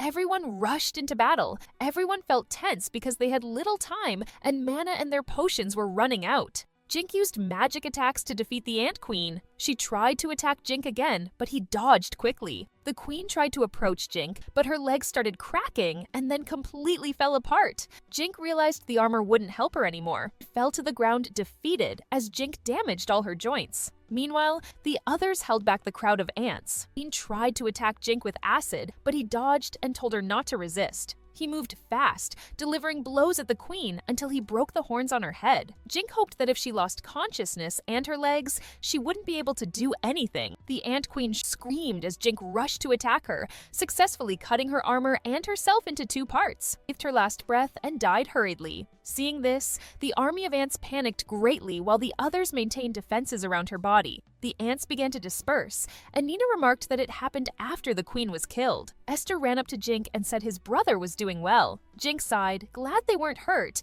but realized if he had made even one mistake, they would have been lying in the maze. He apologized for being careless. Ian reassured Jink, saying he was glad they had survived. Esther said it was still a success, and they decided to use wind magic to pack up everything and return outside. Nina mentioned it would be difficult to calculate everything. Esther suggested that since Jink had defeated the A-rank Ant Queen, he would likely receive the temporary rank of A. Jink pondered on it, unsure because it all happened too fast. Days later, at the Gamble branch of the Adventurers Guild, Jink worried about getting a lecture for risking his life as an enchanter. Mona informed Jink that he helped B rank adventurers and rewarded him with 3 platinum coins, which Jink calculated as 300,000 Japanese yen. He asked if it was too much, but Mona said it was the market price for saving lives. She emphasized how important their help was and expressed her concern for Jink's safety. Jink thanked her, understanding the gravity of the situation. Mona left to inform the guild head, leaving Nina to remark on Mona's worry for Jink's safety. Jink felt reassured by Mona's concern. After that,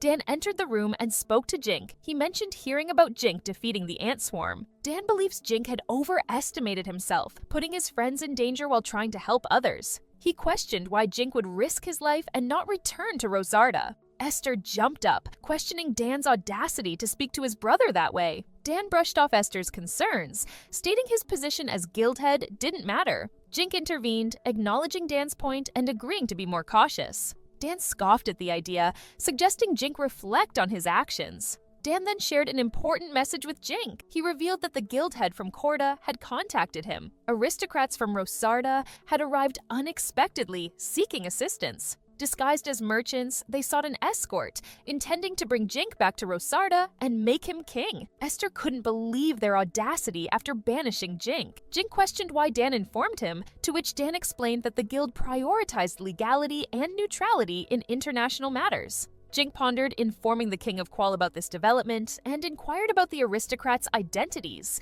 Dan admitted they didn't know yet and asked for Jink's speculation. Jink realized that Marquis Tarnier, a notorious nobleman, might be involved. Dan reassured Jink that Tarnier didn't know about Jink being in Gamel and was searching for him elsewhere. This prompted Jink to consider reaching out to Chris and the Sacred Flame Party for help. Mona interrupted, expressing concerns about the recent ant encounter and its impact on the investigation. Jink assured her it didn't hinder their progress much, though they did halt mining during the commotion. Mona suggested filing a complaint with the clan heads, which Jink agreed to, noting the interference from the clans with guild affairs. As Dan expressed how troublesome it was, Jink wanted to inquire further, but Dan abruptly left, expressing frustration. The discussion then shifted to a middle-aged man in the midst of a heated rant about Jink's recent actions. He emphasized the seriousness of the situation, especially since it involved an S-rank clan. The group agreed that action needed to be taken, suggesting avoiding contact with Jink. Meanwhile, another meeting was underway. The guild had lodged complaints against their clan and the emissaries.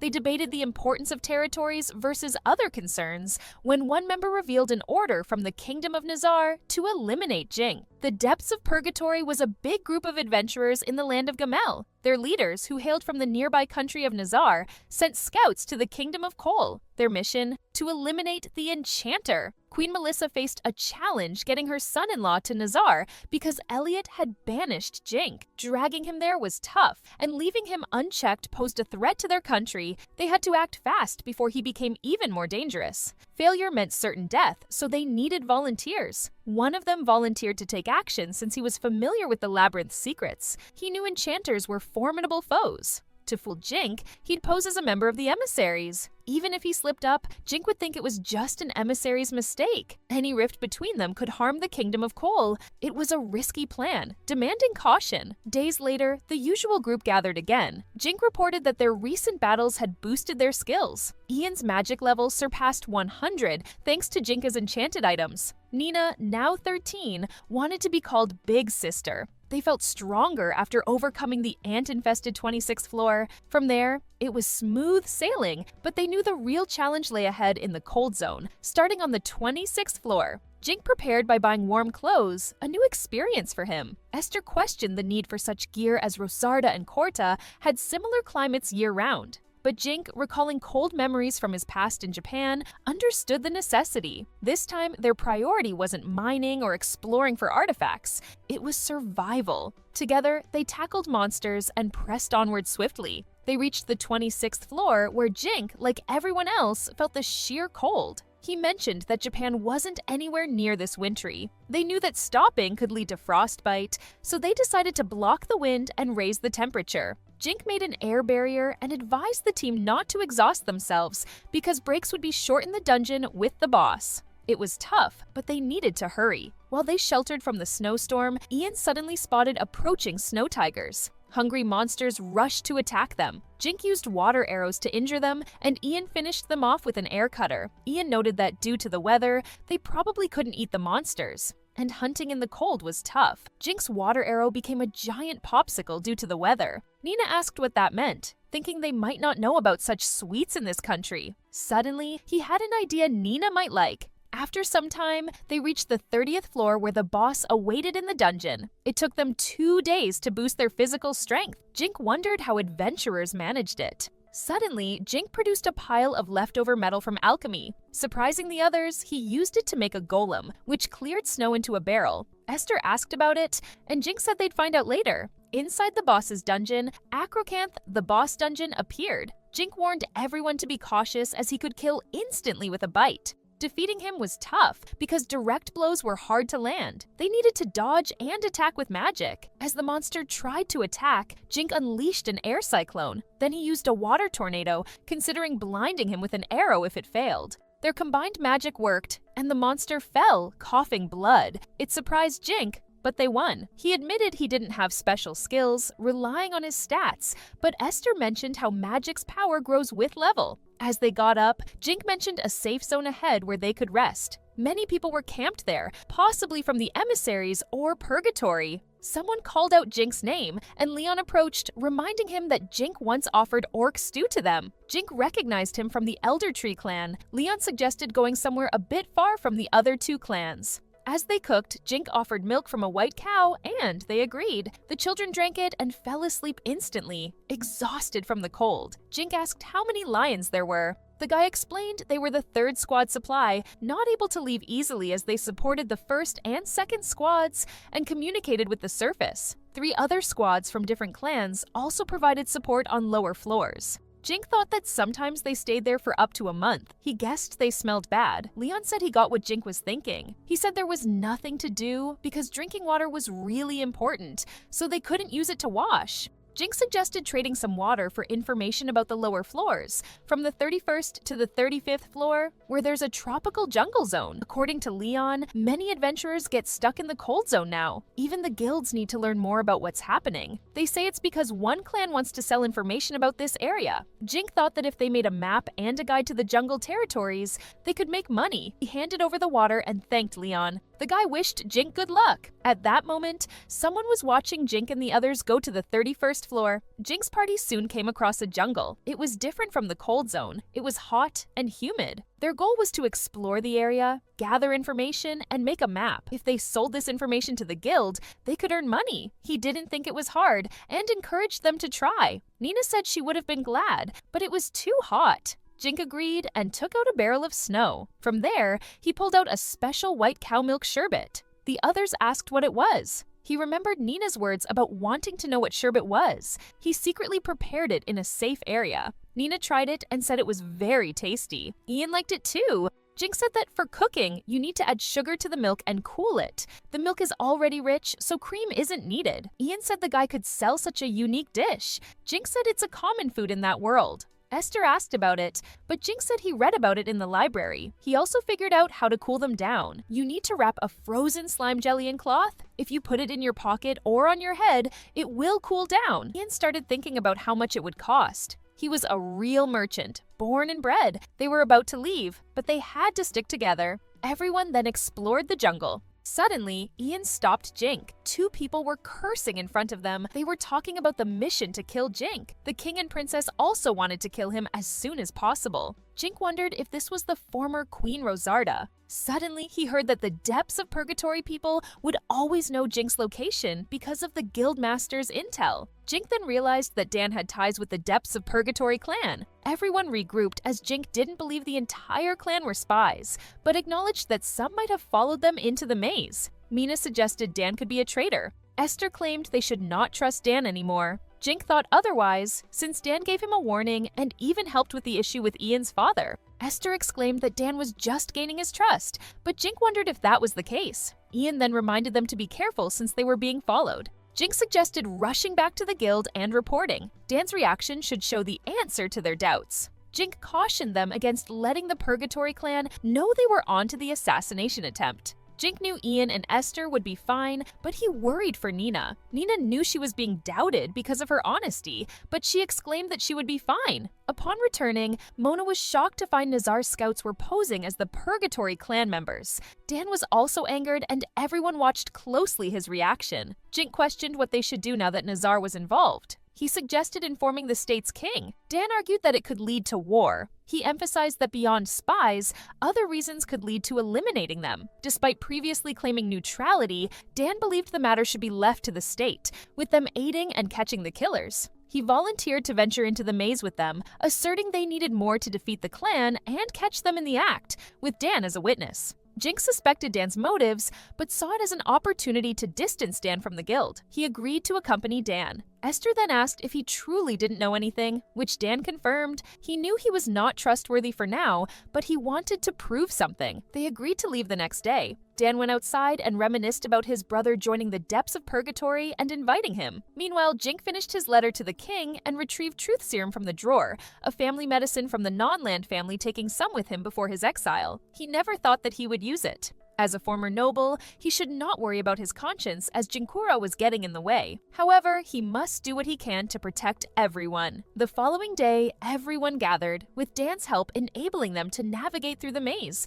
Disguised in rags, Dan received a bracelet enchanted with physical strength. Ian questioned if it was wise, considering it would increase Dan's level. Jink insisted they needed to proceed together, but they needed to keep a close eye on Dan. As they ascended to the 15th floor, Dan grew weary by the 14th, questioning if the group always moved at such a pace. They recalled Dan's words that he would keep up. Dan requested a break, happily enjoying the food, and complimented Nina's cooking. Suddenly, Jink asked Dan if he liked betting. Dan claimed his wife made him quit. Jink explained straightforwardly that it was a truth serum from the non-land family meant to be used on the Purgatory clan members. He handed the bottle to Dan, sitting on the ground, and explained that it needed to be mixed with water. He claimed that they'd have a drinking challenge. Ian and Esther protested. Jink insisted they would all talk until they drank it, mentioning the side effects like anxiety and mental trauma. Despite Esther's attempt to stop them, Jink was determined to experiment, ensuring the right dosage. He mentioned they had an antidote if anything went wrong, adding that it was his first time trying it.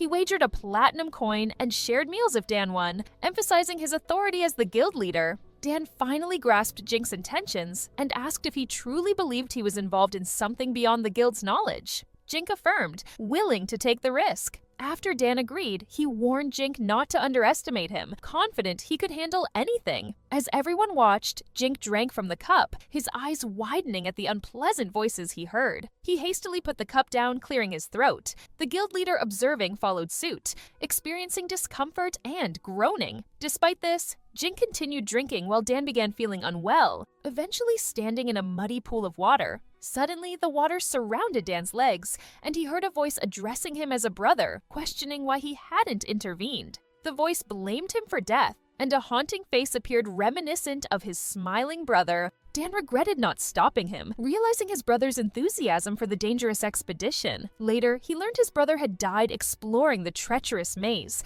a fate not uncommon for those part of the Purgatory clan. Jink's conviction convinced him otherwise, dispelling any notion that it was mere rumor. Dan believed that the people from Nazar had acted cruelly. He watched as those released from confinement formed a large clan, feeling powerless to intervene. Even after assuming leadership of the guild, he struggled to address the issue. He couldn't treat those released from prison and aristocrats the same as before. Dan pondered how many lives had been lost because of him, realizing he could have saved them by setting aside his pride. Thanks to Jink, he stumbled upon information about crimes related to the depths of Purgatory. Determined not to flee this time, he resolved to protect Jink and his friends. As Dan regained consciousness, Jink and his friends watched him. He inquired if he had truly lost consciousness, and if he had done anything foolish under the serum's influence. Bowing his head, Jink apologized to Dan, admitting his foolish actions. Esther also apologized. Dan reassured them, taking responsibility for withholding information about those released from the Purgatory. Ian debunked the theory of collusion between Dan and those from the Purgatory clan, wondering who could betray the guild leader like that.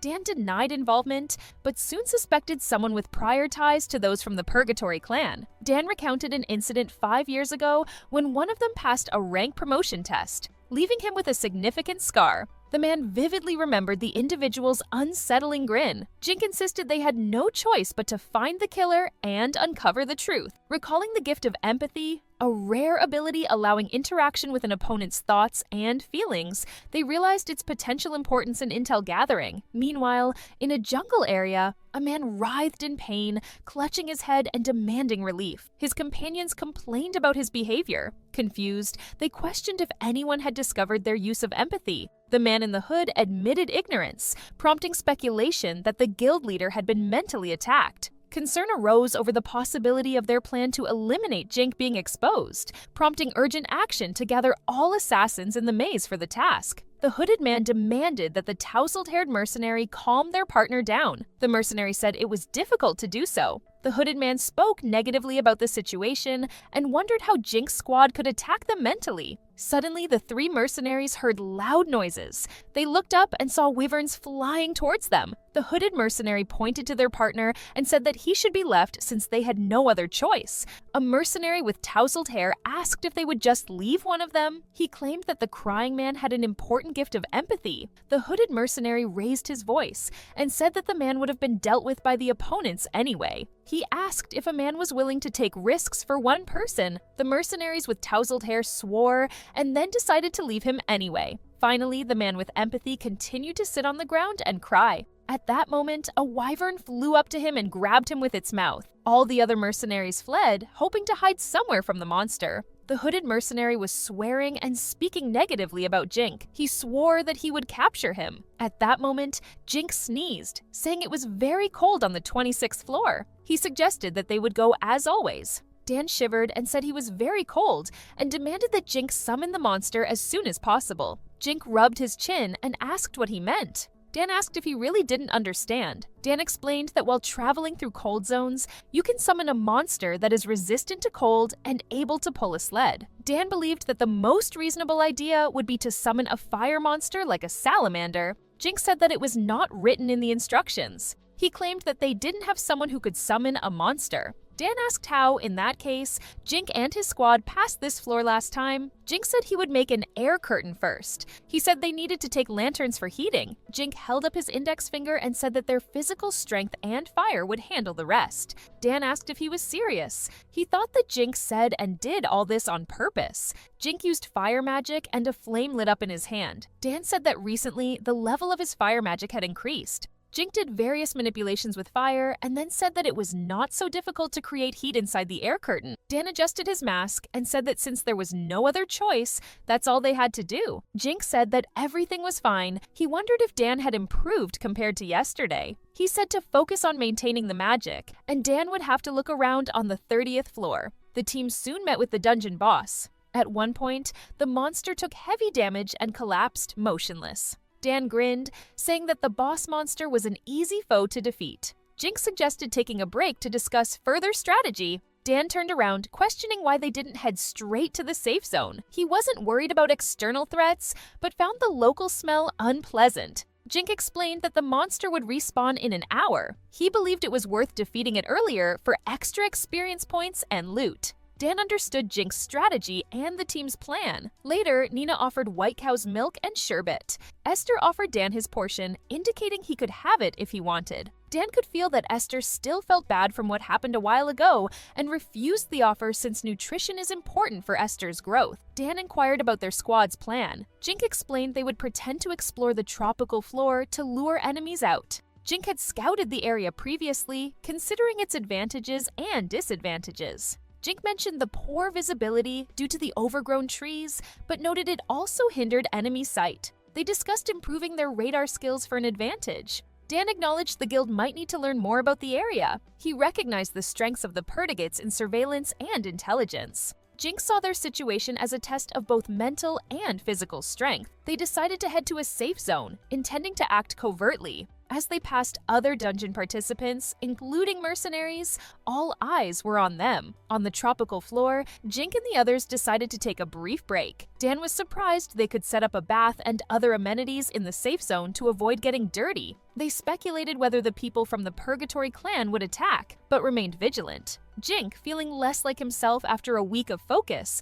relied on his heightened perception skills. The others guarded the defenseless Jink as he sensed 4 enemies blocking the passage to the safe zone. They hadn't encountered these foes on the tropical floor before. Jink claimed that someone from the depths of Purgatory was following them. Jink was confident they were still up for the task, and the attack plan was still on. Dan suggested their conversations might be overheard outside of detention. Jink said they needed the skill of hearing for this, failed to realize that Jink's squad knew about the surveillance. He noticed the mercenaries were not in a hurry. Jink suggested they say negative things about Nazar to test the theory. Dan chuckled and agreed it was a good idea. After checking again, Jink and his squad found out the mercenaries were watching them with their eyes, not their ears. Soon after, Jink widened his eyes and looked away suddenly. Nina approached him and asked what happened. Jink replied that the mercenaries from depths of Purgatory raised their killing intent. Jink became more determined and said they would stick to his plan. He claimed the mercenaries kept their distance and kept an eye on them. Jink thought they could outsmart them. He suggested that he and Nina could use themselves as bait.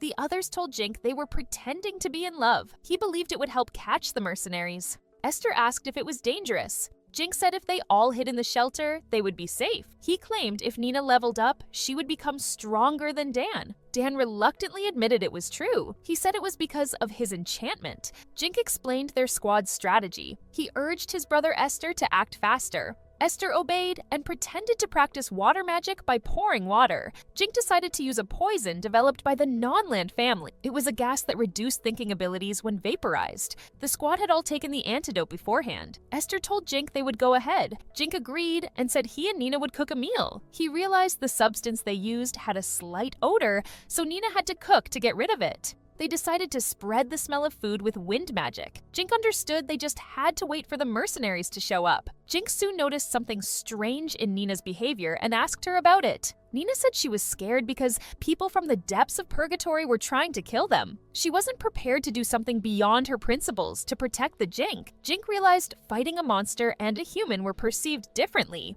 Jink was fine with killing in blood, but Nina was a simple village girl. Smiling, Jink stated their current goal was to capture the mercenaries alive. He insisted Nina could leave the battle to him and advised her to just defend herself. Nina thanked Jink and promised to do her best. Jink smiled, saying it was time to act. He suggested they wait a while. Blushing, Nina handed a spoonful of food to Jink, asking him to try it. After tasting it, Jink hugged Nina and complimented her cooking. He joked about marrying a girl like Nina, who pretended to be embarrassed. The rest of the squad watched their interaction, laughing. Dan asked what they were doing. Ian then claimed he was using perception and confirmed that the act was working. He implied the people from the depths of purgatory couldn't enjoy good food or hygiene like Jink and Nina. He speculated that the depths of purgatory mercenaries had been enduring bad food in isolation for days, perhaps without seeing women for a long time too. He noticed the mercenaries observing Jink and warned that they were approaching with anger, hunger, and envy.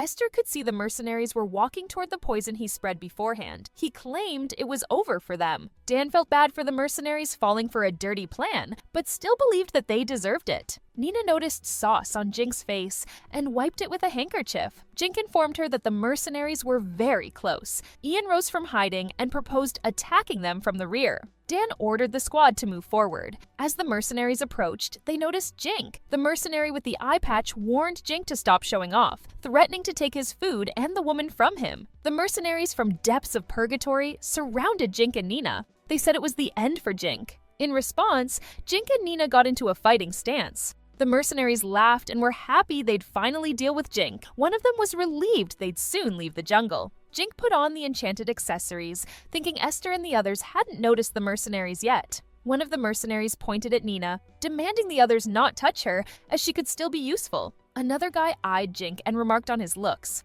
already making creepy plans. But then he got startled, as if realizing something. At that moment, he thought the mercenaries had gone mad from poison. All the mercenaries rushed forward to attack Nina and Jink. Jink shielded the girl and struck out, stabbing one of the mercenaries. He felt it might be too late to fix anything. Suddenly, another mercenary appeared behind him, swinging a sword. Jink turned swiftly, blocking the attack. He conjured a magic fireball and hurled it at the mercenary. Meanwhile, another mercenary approached Jink, ready to strike, but Nina intervened, leaping to attack him. She hit the mercenary in the leg, making him scream in pain. Nina had been determined to strike again when suddenly she was grabbed from behind, causing her to scream. Jink turned around and cried out in alarm as he witnessed one of the mercenaries immobilize Nina. The mercenary approached Nina's face, demanding that she not resist and insisting that she should blame everything on Jink. He even threatened to have some fun before dealing with her. Jink had already moved towards the mercenary to push him off Nina,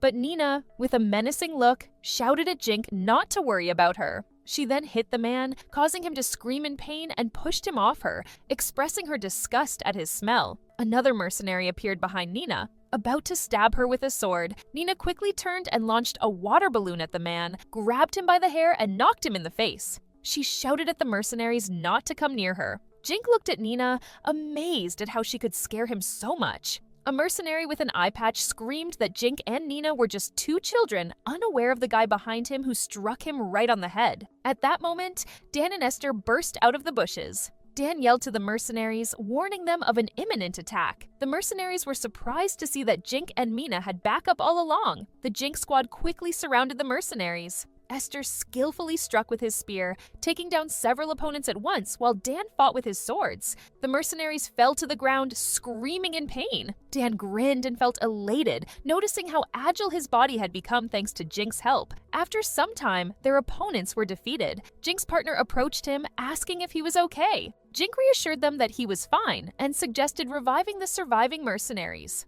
However, Nina refused, stating she didn't want to touch them. Jink insisted they could handle everything themselves. The living mercenaries were bound and lined up. Jink fixed his gaze on them, his expression fierce. He announced it was time to interrogate them, stating he had many questions. Jink promised that if they answered truthfully, they would face fewer consequences. He emphasized that it wouldn't be a problem since he didn't want to lay hands on them. Jink approached the blindfolded mercenary and told him he needed to drink the truth serum to make things easier for everyone. The man spat out the serum, causing Jink to glare at him while the mercenary just smiled and spoke ill of Jink. Suddenly, Esther rushed up to the mercenary and drove her spear into his knee, causing him to scream in pain. Esther remarked that the mercenary was silent, then asked her brother what they should do with him. He suggested they could start by tearing off his fingers one by one. Esther drove the spear deeper into the man's knee, stating that if they wanted him to talk, they could only spare his tongue. The other mercenaries looked on with disapproval at Esther's actions toward their leader,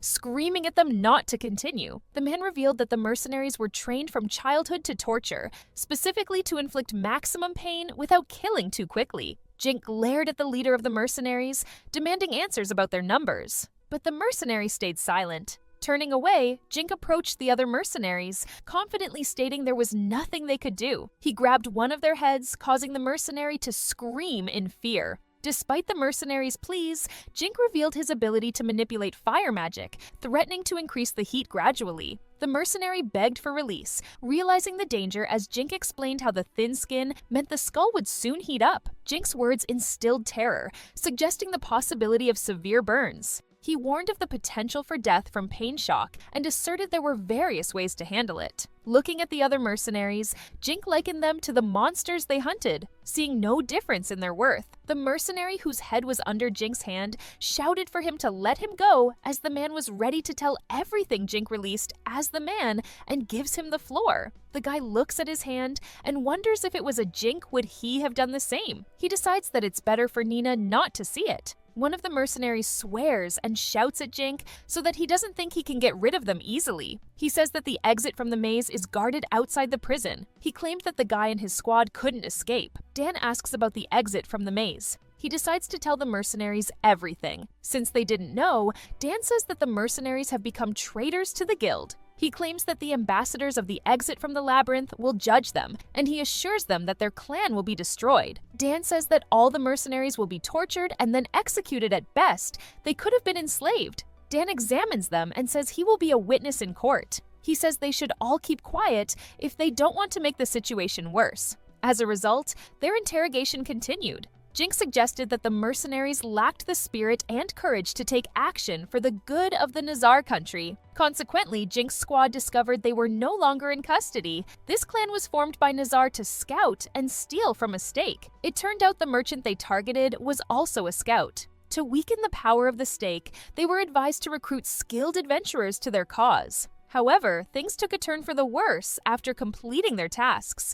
It was far worse than Jink had anticipated. One of the mercenaries was taken aback when he asked him about the gift of empathy. He revealed that with his assistance, they gathered information about the guild from Dan's mind. As they delved into his thoughts, Dan became tense. The mercenary remarked ironically that Dan unwittingly provided them with information about the guild and its plans. The mercenary mentioned that due to Dan's mental assault, one of their comrades went insane and had to be left behind. Jink thought about the mental assault that occurred when one of the mercenaries entered Dan's mind. He wondered if the mercenary could have somehow overloaded himself mentally. Jink recalled how he and Dan had consumed the truth serum. He suggested that it might have affected the mental assault. Dan approached the man and inquired whether one of the mercenaries had truly suffered because of it. The man responded that it doesn't matter anymore. Jink asked Dan what was happening, noticing Dan clenching his hand into a fist. Meanwhile, voices echoed from another floor, where the cloaked squad battled monsters attempting to attack them. The man remarked that 2 hours would pass in 10 seconds. The entire squad assumed fighting stances, ready for another challenge. A wyvern emerged, and the squad employed magic to defeat it swiftly. As the monster fell, the squad leader grinned, pondering whether the members of the second squad had truly been apprehended. Unfazed by the unknown, the leader possessed the gift of divination and remained unafraid of the enchanter. Stone golems carried cages containing mercenaries from outside the prison. Dan walked alongside Jink and remarked that he had finally grasped how the guy intended to utilize the golems. Jink decided to create 2 separate prison areas, each to be carried by the golems, to segregate those who confessed immediately and those who resisted. One cage was furnished with a soft blanket, while the other contained thorns. The food allocation included both smelly meat and delicious smoked meat. Additionally, the squad added a medicine from the non-land family to the drinks to prevent dizziness. This way, Jink aimed to provoke envy among those in better conditions. The team faced turmoil as the mercenaries began to swear. Ian smiled and commended Jink for his meticulous planning. Jink observed that their squad comprised mostly of lower-ranking members and asserted that without his arrangements, they might have encountered difficulties. Jink had even considered the issue of restroom facilities. Although challenging, he provided them with underwear equipped with storage, which he dubbed diapers of another dimension. However, the odor became unpleasant, prompting them to employ an air curtain, which proved to be quite troublesome. Esther pointed out that his brother was special, but he insisted he couldn't come up with something like that. Jink mentioned that without a lot of mana, it was impossible to do this. He reminded the squad that they still needed to support the golems. Esther approached her brother and suggested he learn from him how to deal with bad people. Dan waved his hand, dismissing the idea as not worth learning. Jink agreed with him. Suddenly, Ian felt something and turned to Jink, who immediately replied that he also felt something strange. He warned that a large group of people with a strong desire to kill was approaching them, knowing it was the first squad. Dan looked at Jink and asked about their strategy this time, wondering what he should do. Jink listened to the prisoners and concluded that the most problematic in the first squad were the leaders Forbes and Neville. He insisted they must defeat these two mercenaries. They mentioned that Neville's strength was more suitable for the second squad, but he had the ability to appraise. Jink also added that they shouldn't worry, since Neville could only use his ability if they were in his field of vision. He suggested they defeat him before he found out their stats. Then Jink briefed about the leader of the first squad, Forbes. He explained that Forbes could spend all his mana in a few seconds, but could foresee the future. He emphasized that by using prediction, Forbes could reach the S rank. Jink suggested they take advantage of the abilities of the first squad to attack from afar, deciding to use water magic to the fullest. He assigned Esther and Nina to go ahead of the prison and support it with magic. Jink proposed they attack the enemy with his magic, aiming to defeat the magician quickly and prevent their remote attack. He handed out enchanted glasses for evaluation, explaining that the squad needed to wear them to learn the names and skills of the opponents. The first group marched through the thickets of the rainforest. Forbes noticed Dan and started taunting him. He asked if the guild, which should have stayed away, really supported Enchanter. Dan replied that the second squad had informed him about everything. Jink warned that the first squad would be in trouble if they didn't surrender. He assured them that if they cooperated, their lives as slaves would be better than the others. Jink then cast a spell, and everyone waited anxiously for something terrible to happen. After a tense moment, Forbes smoothed his hair, hoping to escape the maze and peacefully. However, his tone turned more menacing as he declared it to be the end for him. Jink, with wide eyes, used water magic to unleash a huge wave onto the first squad. Many members were caught off guard and swept away by the wave. As the wave subsided, the first squad struggled to get back on their feet. Neville cursed as he tried to rise, but Jink swiftly incapacitated him with an air cutter. Angry shouts erupted from the first squad towards Jink. Forbes wiped his face, admitting he could have foreseen it, but the attack had been sudden. He raised his sword, ordering the first squad to attack Jink and his companions. Forbes screamed that their goals were the guild leader's head and the children. Dan and Ian charged forward, engaging in combat. Jink shouted Forbes' name and swung his sword at him. Forbes skillfully dodged the blows. Jink then attempted a water balloon attack, but Forbes evaded it effortlessly. Smirking, Forbes taunted that Jink couldn't touch him before landing a strike. Realizing his attacks were futile against Forbes' anticipation, Jink recalled the second squad's advice that Forbes wasn't skilled in fencing. He resolved to wear him out and not give him a moment's rest. Jink briefly thought of Esther and Nina, who were supposed to aid him. Meanwhile, the first squad stood facing Nina and Esther. The tension rose as both sides prepared for confrontation. However, as they moved forward, the ground, wet from the earlier water magic, caused the entire first squad to stumble and fall. Confusion spread among them as Forbes tried to understand what was happening. Jink smiled, realizing their plan had succeeded. He had used a jelly made from boiled slime, which he had sprayed during the big wave. A mercenary cried out that it wasn't fair. Esther noticed that the person who wanted to attack his brother was talking about it. Esther began attacking the first squad with an air cutter. Nina raised her sword and called for an air cyclone. Dan and Young grabbed the mercenaries, forcing their faces onto the ground. Dan smiled and informed Jink that they were done. Jink continued to fight with Forbes. At one point, he asked Forbes what had happened and if the guy would help his friends. Forbes kept blocking Jink's punches, understanding that if he turned away, Jink would end him. He was trying to figure out how he could use the prediction to win the fight. Forbes found himself surrounded and froze, looking around. Jink asked Forbes to use the prediction and what he saw in the future. Forbes dropped his sword, knelt, and put his hands behind his head. He chuckled and said he was giving up. The mercenaries from the second squad begged for mercy and were ready to give any information. They couldn't believe Forbes had given up so easily. Esther said they already had enough prisoners and witnesses. He asked Jink if they could tie them to a tree to be eaten by monsters, but Jink said they would need them again. Jink said they would prepare the best cage for Forbes. Forbes was put in a cage lifted by a stone golem. Jink said they were going to the 30th floor to the safe zone, warning that it would be cold. He said he would only give Forbes warm clothes. Forbes thanked Jink uncertainly. Jink continued, saying he would give Forbes some water and he could drink as much as he wanted. Forbes chuckled and said it wasn't worth worrying about. The mercenaries in the cages swore at Forbes. The squad and the stone golems walked through the forest. Ian informed them they would arrive at the safe zone soon. He turned to them and asked how they would explain this to the other clans. Jink asked if they should just tell it like it is, saying that even if there are scouts on the 30th floor, there is still a chance they will collide. Jink said they had to show everyone that this is how it should be, suggesting they could make friends with other clans. Dan volunteered to explain everything to them, being the head of the guild. Jink thanked Dan and then turned to the rest of the squad, suggesting not to provoke the other clans. Jink met Leon, who smiled and asked what happened. Jink rubbed the back of his head and said they hadn't seen Leon for a long time, claiming it took him a long time to talk about what happened. Dan approached Leon and said he would explain everything. Leon immediately recognized Dan as the head of the guild. Dan explained that outside of detention, they hunted for Jink. Leon was surprised and asked what it meant. Dan said they had to do this because they were mercenaries and the main criminals were the perpetrators. The mercenaries watched Dan and Leon's dialogue, cursing and wondering what they should do now. Forbes stared intently at Leon, then widened his eyes as he noticed a man from the third squad. He understood that one of them had disappeared among the other clans. Forbes realized they could not allow Jink to advance further, believing that the 30th floor was their last chance. He began to think about what he would do when he was free. As Jink turned around and looked at Forbes, Forbes looked surprised. He looked at the guy intently and told someone that there was still time. Jink asked what was going on with Forbes. Forbes tried to say something, but Jink interrupted him, shouting that if he did, they would all die. In a panic, Jink asked if Forbes had been using foresight. Someone then told Jink to die, and Jink's squad was attacked by mercenaries from the Purgatory's third squad. All the witnesses became ashes. The third squad, which had been hiding among the people, attacked the adventurers and yelled for the witnesses to burn. The adventurers screamed in pain. Jink used water magic and created a wall of water to shield himself from the fire.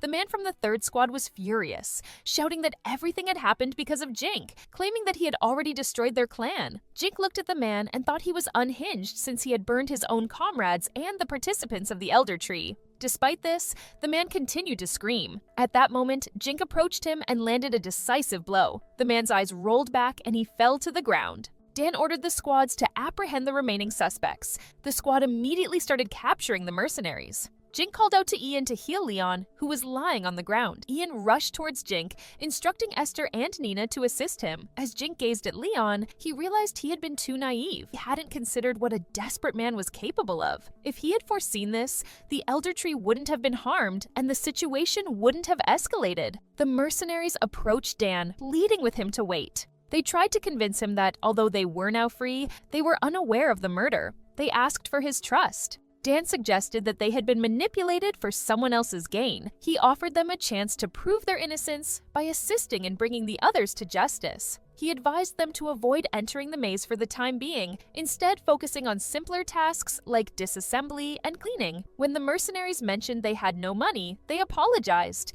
They thanked Dan for the magical treatment and potions. Dan acknowledged that thanks to everyone's efforts, including the Elder Tree, no lives had been lost. The mercenaries expressed gratitude once more and apologized. Leon approached Jink, asserting that they were capable of protecting themselves as adventurers. Dan instructed everyone who had been injured to return to the surface and testify. Leon said he would help, but couldn't forgive outside of confinement. He asked what they wanted to do with the stake. Dan turned around, looked at the captured mercenaries, and said their sins had become even heavier. He wondered what kind of reprimand they would be given. The man remembered they had stolen information from them and understood there would be consequences. All the squads, along with golems and mercenaries, moved to the surface, passing through the cold floor. Jink kept the fire burning in his hand. The mercenaries also had a fire in their cage. Forbes had been sitting in a cage, freezing all this time. The knights met them at the exit. The commander-in-chief approached and asked how they had gotten there. The guy replied that it had been good and thanked them for welcoming his squad. The mercenaries cried with happiness, glad they had survived. The commander-in-chief asked if they were suspected participants outside of detention. Jink looked at the mercenaries and said they had been told they were connected to the Nizar country. He mentioned there had been a battle as a result, and many had died. He thought there were enough witnesses left. The commander-in-chief smiled and said they would take care of the prisoners and interrogate them. The man turned to Jink and asked if he wanted to tell everything in a day at the guild. The commander-in-chief said their squad was tired, so he let them rest. Jink sat on the bed and talked about how they had come a long way and gotten out of a long battle alive. Nina smiled and said that after the sleeping bag, the bed seemed even softer. Jink looked at the girl with a smile and said the whole squad was afraid of being out of custody. He assured the girl they had settled in the best and safest hotel. Ian looked at his partners with one eye and said the country had repaid them with accommodation. He said they could stay in this place for a month. Geeson said he was not against this given the situation with the stake. Esther said they didn't know they were going to be attacked. He also mentioned Dan's case and the truth serum. It seemed to him that it had been somehow inconvenient. Jink interrupted his brother's speech and said they still had things to do. He suggested they go to bed and sleep. Everyone agreed. The next day, Jink met with Daniel Funk, who had been the Duke of the Kingdom of K. He felt relieved to meet Jink. Daniel explained that he was in charge of their case regarding being out of custody. Jink felt nervous as he met this important person. He responded hesitantly that he was also pleased to meet Daniel. Daniel casually ate a cookie and remarked that Jink seemed friendly. He suggested skipping formalities.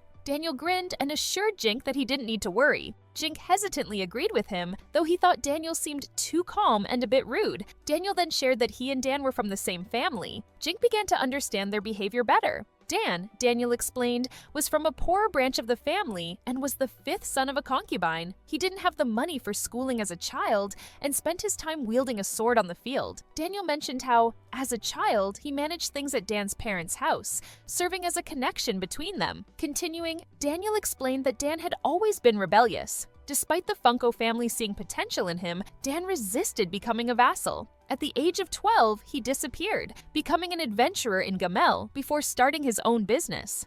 Daniel expressed concern that Dan might be expelled from the guild and urged him to return, offering him various positions. Though Dan saw it as a good option, Jink doubted his usefulness and declined the offer. Daniel reassured Dan that he wouldn't give up on him. Jink realized that Duke Funko wanted to bring Dan back and wondered if Dan would be able to handle the responsibility. Daniel informed them that all evidence linking out-of-custody individuals to the Nadzar country had been presented in court. He asked for Dan and Jink's input on what to do with the participants. Jink suggested eliminating them to prevent any chance of revenge. Dan revealed that after torture and interrogation, the participants' assets had been seized. He believed they could sell these assets and give the money to the Elder Tree. After formal sentencing, they would be dealt with by the state court. Jink inquired about Marquis Putel's status and assumed he was still gathering information. Daniel assured them not to worry, as Putel had been captured. He explained that Putel had been arrested for trying to take their servants hostage and had spilled secrets under pressure.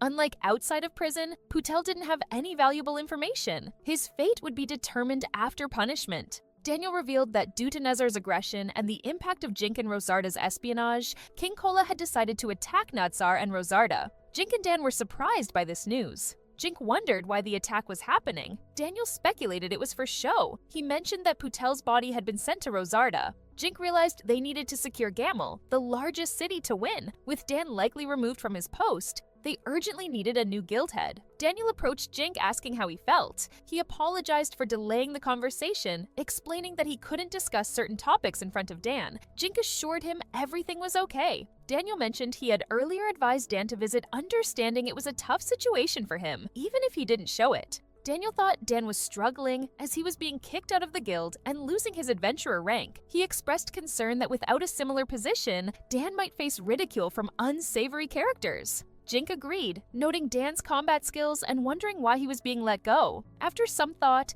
Jink suggested forming a new clan, with Dan being a lower-level member as a form of punishment. They considered seeking amnesty from the king for Dan. Daniel agreed to sign the petition, believing it would have a stronger impact if their names were attached. He promised to return with the results in a few days. A few days later, Dan arrived, greeting Jink as an ordinary adventurer. He happily agreed to work for the clan. Jink stopped him, feeling he was being too formal. Daniel explained that thanks to the petition, Dan admitted guilt easily and was released from punishment, but now had to join the clan for 5 years. He added that the guild didn't want to lose someone like Dan. Dan explained he resigned voluntarily to lessen the fallout. Jink wondered if they needed a new guild head. At that moment, 2 girls arrived. Daniel announced Kami would be the interim head until a permanent replacement was found, citing her status as the wife of a famous adventurer. Jink remarked that Dana had already been forgotten, prompting Dan to angrily silence him. Dan then thanked Jink and Daniel for their help, finding his embarrassment cute.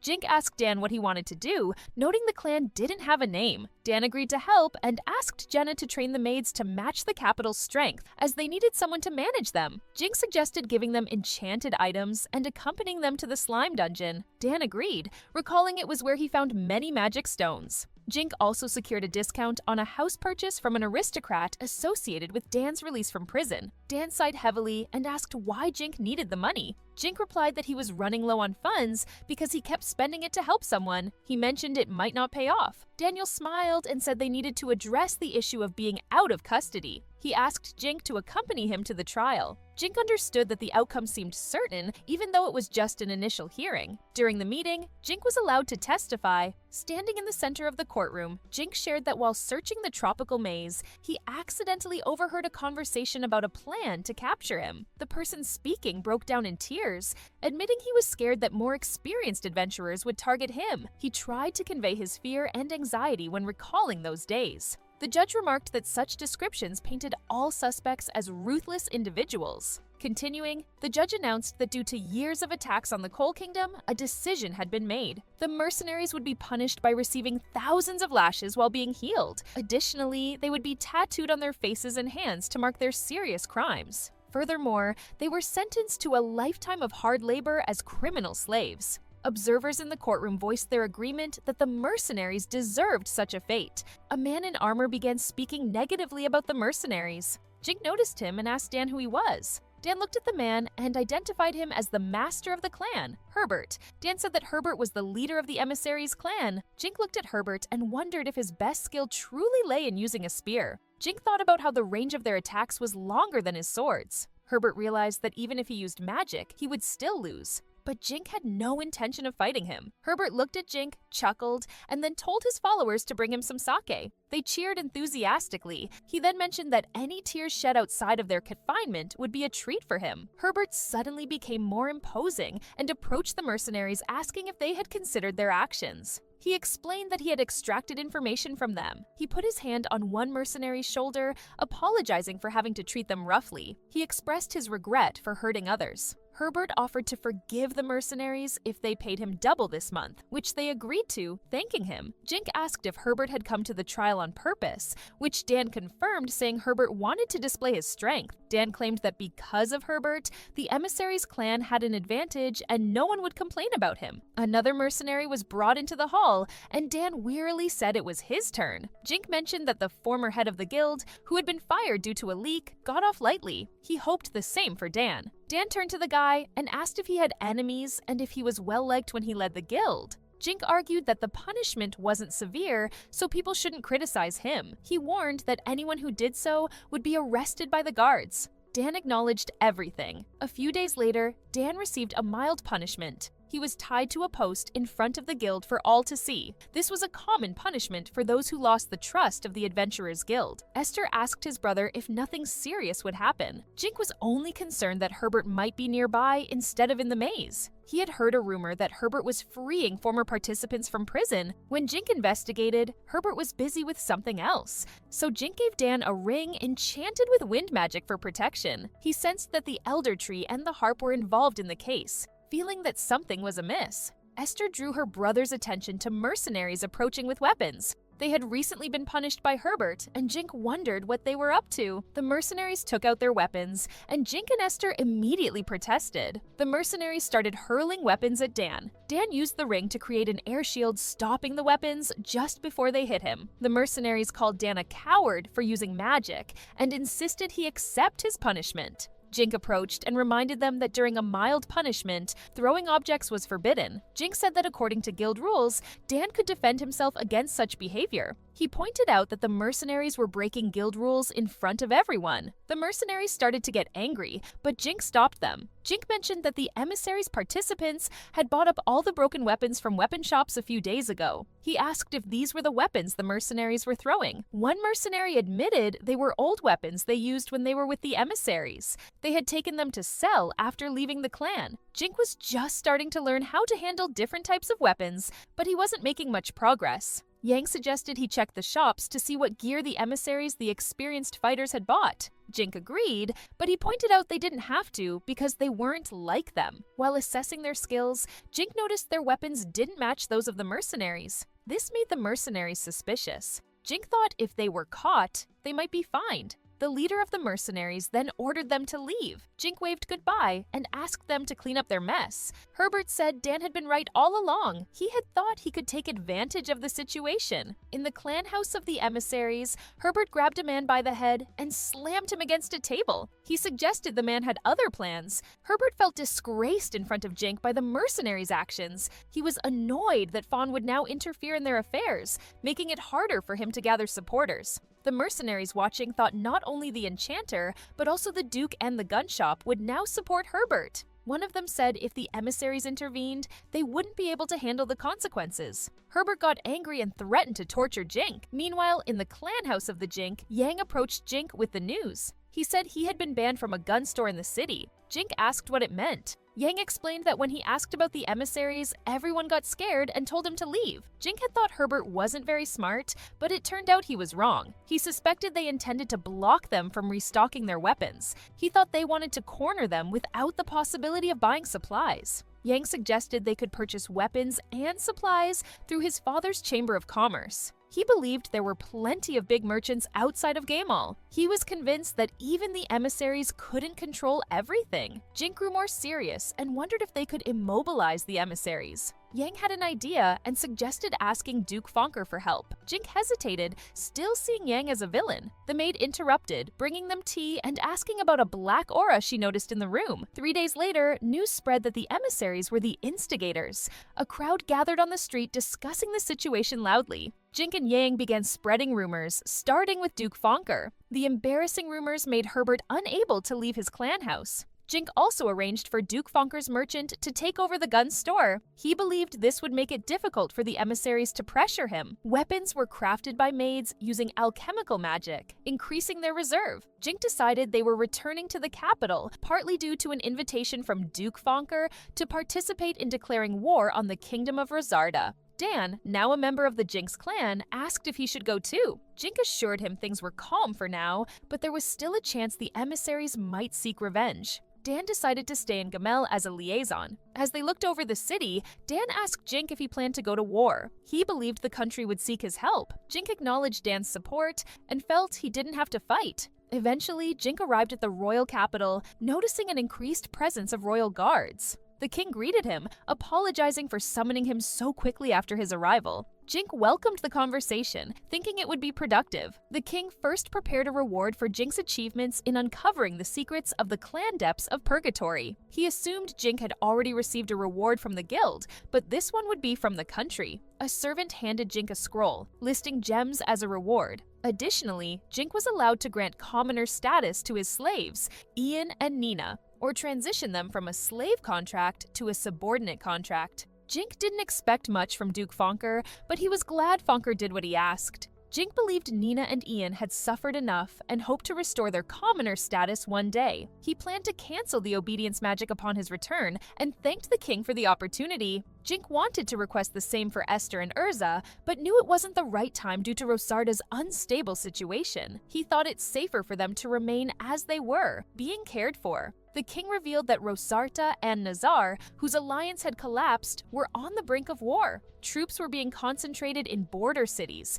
including Korta, ready for attack once war was declared. The border was divided by a river, and the city was heavily barricaded. Daniel assured that there wouldn't be a major battle there as Rosarda was busy fighting Nazar. Nazar had captured a third of Rosarda's territory, but there were problems within its army due to the climate and a plague outbreak. Potion consumption was high and supplies were dwindling. The vast wealth gap in Rosarta led to unsanitary conditions in some areas. The king saw this as an advantage, believing Rosarta had already been defeated by the plague. He planned to send their army to destroy both kingdoms. However, there was a problem that Jink needed to solve: a shortage of magic bags for transporting potions and drinking water. Daniel proposed mass-producing magic bags, and Jink agreed. The idea of using water magic to create drinking water was suggested, but the king emphasized the importance of mana reserves in battles, especially for saving lives. Jink proposed a condition that adventurers and merchants from Labyrinth City, not just the country, have access to the accessories. The king agreed to sell half of the produced items to the people after the war. With that settled, they shifted the discussion to Nazar, home to the Bernhard house, a family of necromancers. Daniel explained that Bernhard had existed for a long time, with a rich history closely tied to the Nar royal family, and they were feared like the trump card of the Nazar kingdom. He mentioned there were around 100 people in the Bernhard family with necromancy abilities, which is why they aim to have many children and only raise those with a talent for necromancy. Currently, they have 8 pure necromancers. He believed they could be defeated through sheer numbers, although the king pointed out their army couldn't ignore the death toll. Jink realized fighting necromancers was tricky because as long as there were corpses, whether rotted or skeletal, they were hard to control without using magic. The only way to defeat them was to destroy the corpses or deal with the necromancer directly. However, killing one corpse often meant facing another, making it a challenging fight.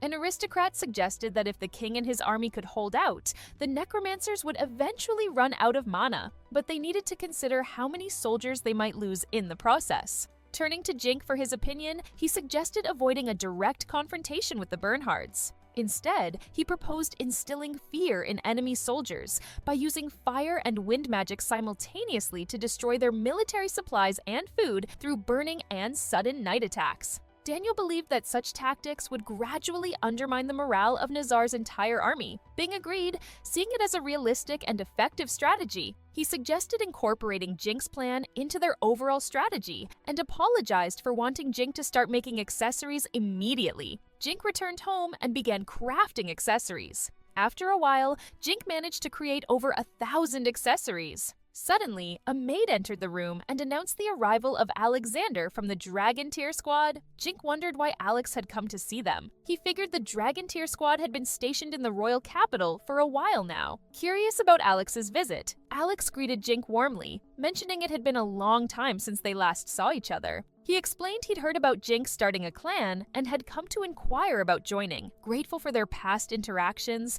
Alex asked for Jink's thoughts on the matter. Jink expressed interest in expanding the clan and welcomed Alex's request. Alex mentioned the possibility of people trying to exploit their clan and suggested making a magic contract to prevent that. He offered to cover the costs, and Jink agreed to the terms. Jink inquired if Alex had encountered members of the Sacred Flame group. Alex mentioned they got along well with them and revealed their plan to participate in the war against Rosarda. However, Alex admitted he didn't personally care about the conflict, but he felt a sense of duty to his homeland. Jink noted that the Adventurers Guild was recruiting mercenaries. Sensing Alex's discomfort with the situation, he suggested delaying their exploration of the maze until later, citing ongoing battles with a large clan called the Emissaries. Jink mentioned that the weapons he crafted were being delivered to Duke Von Daly at a discounted price, which boosted the gun shop's business. He assured Alex that the clan's payment would be cheaper than the market price and offered to handle the paperwork the next day. Alex agreed,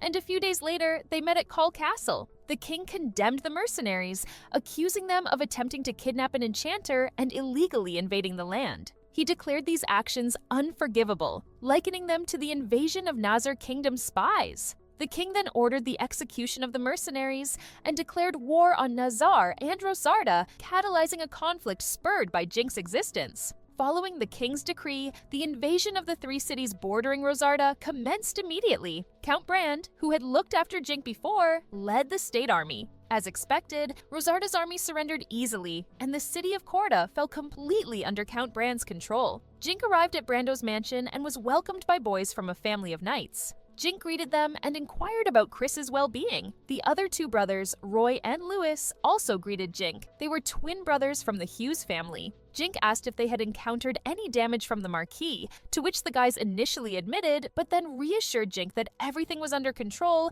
since they had secured protection. Curious about why the brothers were at the mansion, Jink inquired further. Roy explained that he saw the war as an opportunity to contemplate his future career and serve honorably. His brother added that they planned to enlist in the army. Chris then asked if Jink wanted to hear about his father's military service and court information, which was the reason he had come. Chris revealed that his father had confiscated the weapons and property of Rosarda's remaining residents. He mentioned that the nobles and landowners would face public execution once captured. Feeling disheartened by the fate of the defeated country, Jink expressed concern about the long-term consequences of enslaving everyone. Chris explained that ordinary citizens were being forced into servitude by the aristocracy of the invading forces. He mentioned rumors that children would lose their noble status as they grew up. Jink pondered the grim reality of perpetual slavery and its impact on productivity. Chris shared plans to march to Ruta, the capital, with the army of the people's aristocracy. After seizing the capital,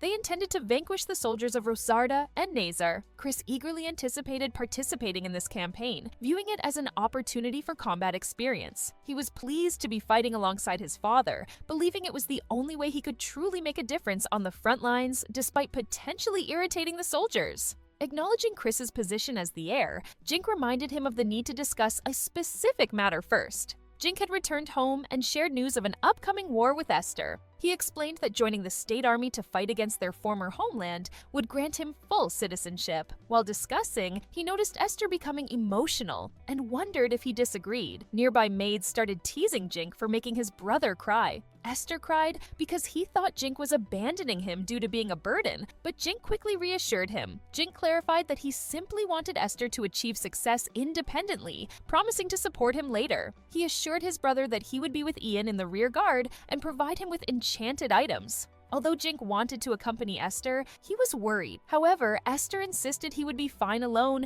and suggested Ian stay with Jink. Jink questioned if Esther would manage alone and remembered Dan, who held a grudge against Nazar for past events with the Purgatory clan. Esther accepted the condition and vowed to make Jink proud. Subsequently, Alex and the rest of the Dragon Tier squad officially joined Jink's clan. According to the guild's assessment, they were registered as A-ranked. Meanwhile, at Duke Funker's mansion, a group of aristocrats expressed their disdain toward Daniel for exploiting the Purgatory clan issue to eliminate his political rivals. They were appalled that he was hosting a party and had extended invitations to them. They searched for any incriminating evidence against Daniel, but found none. Their frustration grew when they realized that they were not being attended to despite being guests. One of them attempted to leave the room to lodge a complaint when suddenly a massive spear sliced through the door, revealing an enraged Herbert in search of Duke Funker. The aristocrats panicked and sought assistance, but Herbert's men had already subdued the nearby servants and were now searching for Duke Funker. Herbert then demanded the aristocrats reveal Duke Funker's whereabouts, threatening them if they refused. Shortly after, Jink received reports that Duke Funker's estate had been attacked by the emissary's clan, which left him anxious. A servant of Duke Funker reassured Jink that his master was unharmed, as Funker happened to be in the capital at the time. Handing Jink a document, the servant explained that it detailed how Herbert and his group, accompanied by some blacksmiths, had forcibly entered the estate after their attempts at blackmail failed to yield results with Jink and Duke Funker. Luckily, Duke Funker and the merchants had caught wind of Herbert's scheme and escaped before the assault. Though Jink was relieved to hear that the Duke was safe, he remained concerned about the damage inflicted upon the estate. The servant, however, allayed his worries by revealing that the enemies Duke Funker had invited to a supposed party were discovered deceased instead. Consequently, Herbert and his entire clan were now wanted criminals, with a punitive force set to be dispatched promptly. Learning this, Jink couldn't help but shiver at the thought of Duke Funker's ruthless tactics, utilizing leaked information of the attack to eliminate his adversaries. He felt fortunate to be on Funker's side. As the servant reminded Jink of his audience with the king, Jink affirmed his attendance. Meanwhile, Herbert vented his frustration by smashing wine bottles, realizing they had fallen into Duke Funker's trap and were essentially doomed, facing the loss of their adventurer's license. Contemplating their next move, Herbert dismissed Rosarda and Naza as viable options. Instead, he instructed his men to prepare for a journey to Yamato. Despite their concerns of being apprehended at the border, Herbert then revealed a secret to alleviate their fears. The 67th floor of the Maze of Gamel provided a direct passage to Yamato. Even though Yamato bordered Qual, it had its own uniqueness and resembled historic Japan. Herbert's men were shocked to learn that the maze was connected to Yamato. Herbert shared that there had been smuggling between Qual and Yamato from the start. He claimed it wouldn't be easy going through the maze, but at least they wouldn't be wanted men on the other side. His men then excitedly prepared for their maze escape, but Herbert purposely didn't tell them something important for his own benefit. Meanwhile, in the Gamel maze, Chris, Lewis, and Roy showed off their magic skills. Jink praised the three for doing well. He also thanked Dan for supporting the maids. He reminded everyone that they had 1 week left. Everyone excitedly followed Jink's lead and focused on leveling up in the maze since Esther, Chris, and the others were going to have their first battle soon. Later, in the Adventurers Guild's office, Jink asked Dan to take care of Esther for the next day's battle. He also confirmed with the guildmaster, Alpha, that he would join the emissary's strike force since he was responsible for the mess. Alpha reported that Herbert's first legion had gone to the maze with him while the second legion had already been taken care of. Dan heard that Herbert had snuck off while everyone was asleep and doubted that he could clear the dungeon despite being S-ranked. He also assumed Herbert didn't want any dead weight. It was presumed that Herbert and his gang were already between floors 16 and 30 of the maze. Jink called them slow, but Alpha claimed it was fast enough, and on top of that, they could determine which floor they were on since no one survived meeting Herbert most of the time. Reports said that witnesses were killed in the maze upon meeting the emissary's first legion. As for those emissaries who had been captured, they were sentenced to slavery. Dan also confirmed that Jink would receive any assets the captured emissaries had. Jink was totally fine with that. The meeting ended, and Jink noticed Alpha's sad expression as she left. Mona asked Jink what was wrong, and Jink said Alpha looked dejected. Mona explained that it was a matter between a husband and wife. Dan had been busy the whole time and didn't give enough attention to Alpha. On top of that, Dan was going to be deployed to the front line the next day. Jink felt bad since he believed it was entirely his fault. To prevent a fallout between the married couple, Jink felt responsible to do something and chased Alpha in the hallway. He apologized for keeping Dan away from her due to work. Alpha was fine with it since Dan was working for Jink. Jink didn't want to overstep, but he presented Alpha with a box that Esther had grabbed when running away from their family. Alpha then opened the box and suddenly turned bright red. Jink asked if she liked it. Alpha promised to put it to good use. The next morning, everyone assembled, and Jink wished Esther, Chris, Louis, and Roy luck in their first battle. Esther promised not to ruin his brother's reputation. Suddenly, Jink received a punch from Dan, who was mad after Alpha received a strong aphrodisiac that hurt his back. Jink claimed he was saving their marriage. Esther tried to defend his brother, but Jink said it was fine since he was at fault. Chris then bade farewell after the preparation and left with the others and many soldiers. Jink and Ian went to the strike force's meeting place. A group of middle-aged men arrived along with a fairy named Cannon as their leader. Jink was surprised to see a fairy for the first time, and her abilities were impressive. He was worried because her nickname was Tiny Devil. Cannon shared that they had 2 routes to chase the emissaries. She suggested Jink should decide since her team could handle either path, though one was a bit dangerous. Cannon explained that there was another entrance to the Gamel maze which was currently tightly secured. It was a giant hole that dropped straight down to the 15th floor, and they had special permission to use it as a shortcut. Jink and Ian didn't know about this, and Cannon explained that only the top leaders in Qual were aware of it. Their other option was to climb down from the 1st floor, which was the safest route. Jink realized that Herbert would escape if they took too long, but it was dangerous to take the shortcut with Nina. Ian suggested they look at it first before deciding. Jink understood it was risky either way and chose to take the dangerous shortcut. Cannon agreed but told him to let her know if he changed his mind. Soon after, they went to the shortcut and Jink couldn't even see the bottom of the hole. Cannon wondered if Jink was scared, but Jink denied it. He started climbing down and cursed Herbert for this.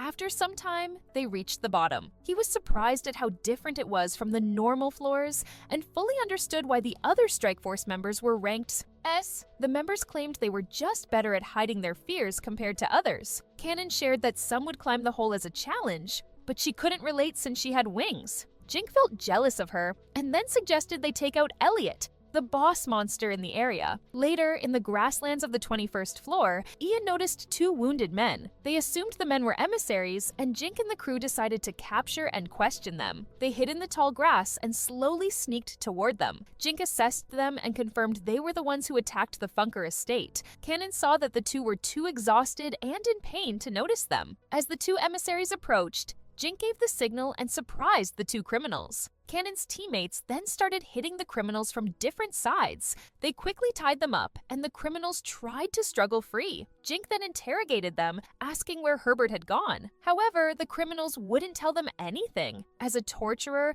Jink was ready to stop being nice. Cannon asked him to leave it to her. She casually summoned an Emperor Slime, which left Jink and Ian stunned. The criminals kept struggling, but the Emperor Slime slowly crept onto their arms, which immediately started dissolving. Cannon sweetly ask the criminals to start talking, or she would melt their heads next. Jink now realized where the nickname Tiny Devil came from. The criminals then cried in pain and confessed that Herbert was on the 46th floor, in the volcanic area of the labyrinth. Jink felt impressed that Herbert had made it so far. Cannon said that even though they reached the volcanic area, it would still be hard to travel through it, and beyond that area was a toxic zone. This made Jink realize why the maze had not been explored deeper than the 60th floor. Jink then continued questioning the captured criminals. The men explained that Herbert had ordered them to get more food after they were beaten down. Since it seemed like Herbert had abandoned them, they decided to return and managed to survive so far with a magic bag sewn into their clothes. Jink took the clothes with the magic bag and shook it.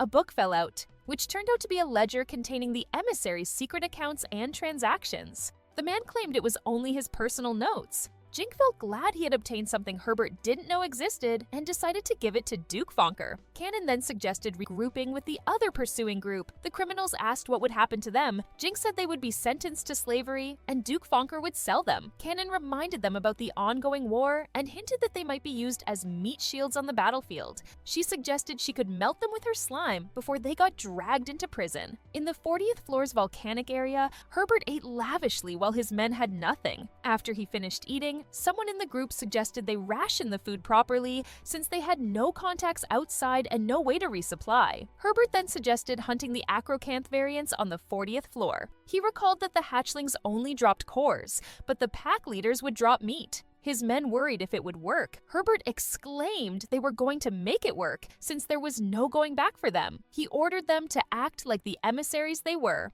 Herbert then realized that his men's speed and morale had dropped since they arrived on the 40th floor. He assumed it was the same for their chasers, but he worried that Jink would join the strike force. Other adventurers would take time, but Herbert knew Jink could easily catch up to him. Knew there was a shortcut, but he assumed Jink would not risk taking that path. Still, he couldn't help but feel anxious. Meanwhile, Jink's team continued traveling through the floors at full speed thanks to their enchanted items. They only thought about catching up to Herbert. They soon reached the area where Herbert's group had camped. Seeing that the firewood was still warm, they assumed Herbert was close by. Cannon's teammates were glad that Jink was with them, allowing them to travel quickly and relax during breaks. Cannon then asked them to stay alert, not just for the emissaries, but also for the acrocanth variants in the area. On the other hand, Herbert and his men arrived in front of the acrocanth's nest. Herbert claimed they could take on the pack leader if it was alone. If the monster got angry, it could call for its partner. Since this monster's variant also spat fire, Herbert suggested ending things before the pack leader called for its partner. He ordered his men to fire everything at his signal. However, Jink and the others had already caught up to them. Herbert couldn't help but get angry and shouted that he would feed Jink to the acrocanths. The emissaries then charged toward Jink's team. Cannon suggested they finish things fast before the acrocanth variant woke up. Cannon's teammates then made way for Jink to target the mages in the back. However, Herbert stopped Jink in his tracks and swung his spear violently. The two then exchanged blows with each other. Jink then recalled how he hated spears. Despite looking random, Herbert's attacks showed no openings. The sorcerers were also preparing to shoot their attacks. Herbert was then flipped over by air tornado and lost his footing. Cannon appeared to help Jink and pointed out that the emissaries were already being pushed down. It took a while because they were being captured alive. Herbert got up and ordered his men to fire a magic spell on the sleeping acrocanth. The sorcerer exclaimed how dangerous it was. Herbert ordered him to do it, but the sorcerer refused, not wanting to follow the orders of a tyrant anymore. Herbert then grabbed the sorcerer and threw him into the lair. Jink and Cannon couldn't believe Herbert had killed his own ally. The acrocanth variant appeared, snacking on the sorcerer. It roared loudly, getting everyone's attention in the area. Herbert laughed and wondered how Jink would catch him now. When Herbert saw the monster wake up, he ordered his men to escape. He ran by himself and told the others to run if they could. Cannon and Jink tried to stop him, but the acrocanth blocked them. Cannon couldn't believe Herbert had done something worse. Ian then reported that they had captured half of the emissaries. Jink decided to catch Herbert on his own and asked Cannon to handle the acrocanth. Cannon promised they would catch up soon. The acrocanth tried to attack him, but Jink easily deflected the attack. Jink went after Herbert, and Cannon and her team dealt with the remaining emissaries. Cannon decided to get serious against the big monster in front of her and unleashed her wind magic on the acrocanth. The monster fell to the ground, and Cannon's teammate charged forward to confront the huge creature. He wasn't fazed by the monster's counterattack because the enchantments left by Jink were helping a lot. He then pushed back the monster, and Ian and the others followed up with their attacks. The emissaries now realized why it was hard to escape from their pursuers. Just then, acrocanth hatchlings started surrounding them. Cannon's teammates saved them while calling Herbert a mess of a leader. They made it clear that they were only disposable pawns for Herbert, as he had sacrificed one of them to wake up the acrocanth variant. Ian continued attacking the acrocanth with techniques, wounding it in the process. The acrocanth then tried escaping to the pool of lava and suddenly roared loudly. The roar was a call to get the attention of its larger partner. The two monsters then attacked with fire breath and splashes of lava. Cannon's teammates were slightly burned and called it a rookie's mistake. Cannon instructed them to lure the monsters out of the lava pool. Everyone retreated, and the monsters chased after them. While running, Ian used his healing gloves to treat the others. Seeing that it was troublesome if both monsters stayed in the lava, the group decided to separate them by focusing their attacks on the first one. Everyone then stopped running and started counterattacking. The monsters were still standing strong, but everyone was doing their best. Meanwhile, Jink was still close behind Herbert.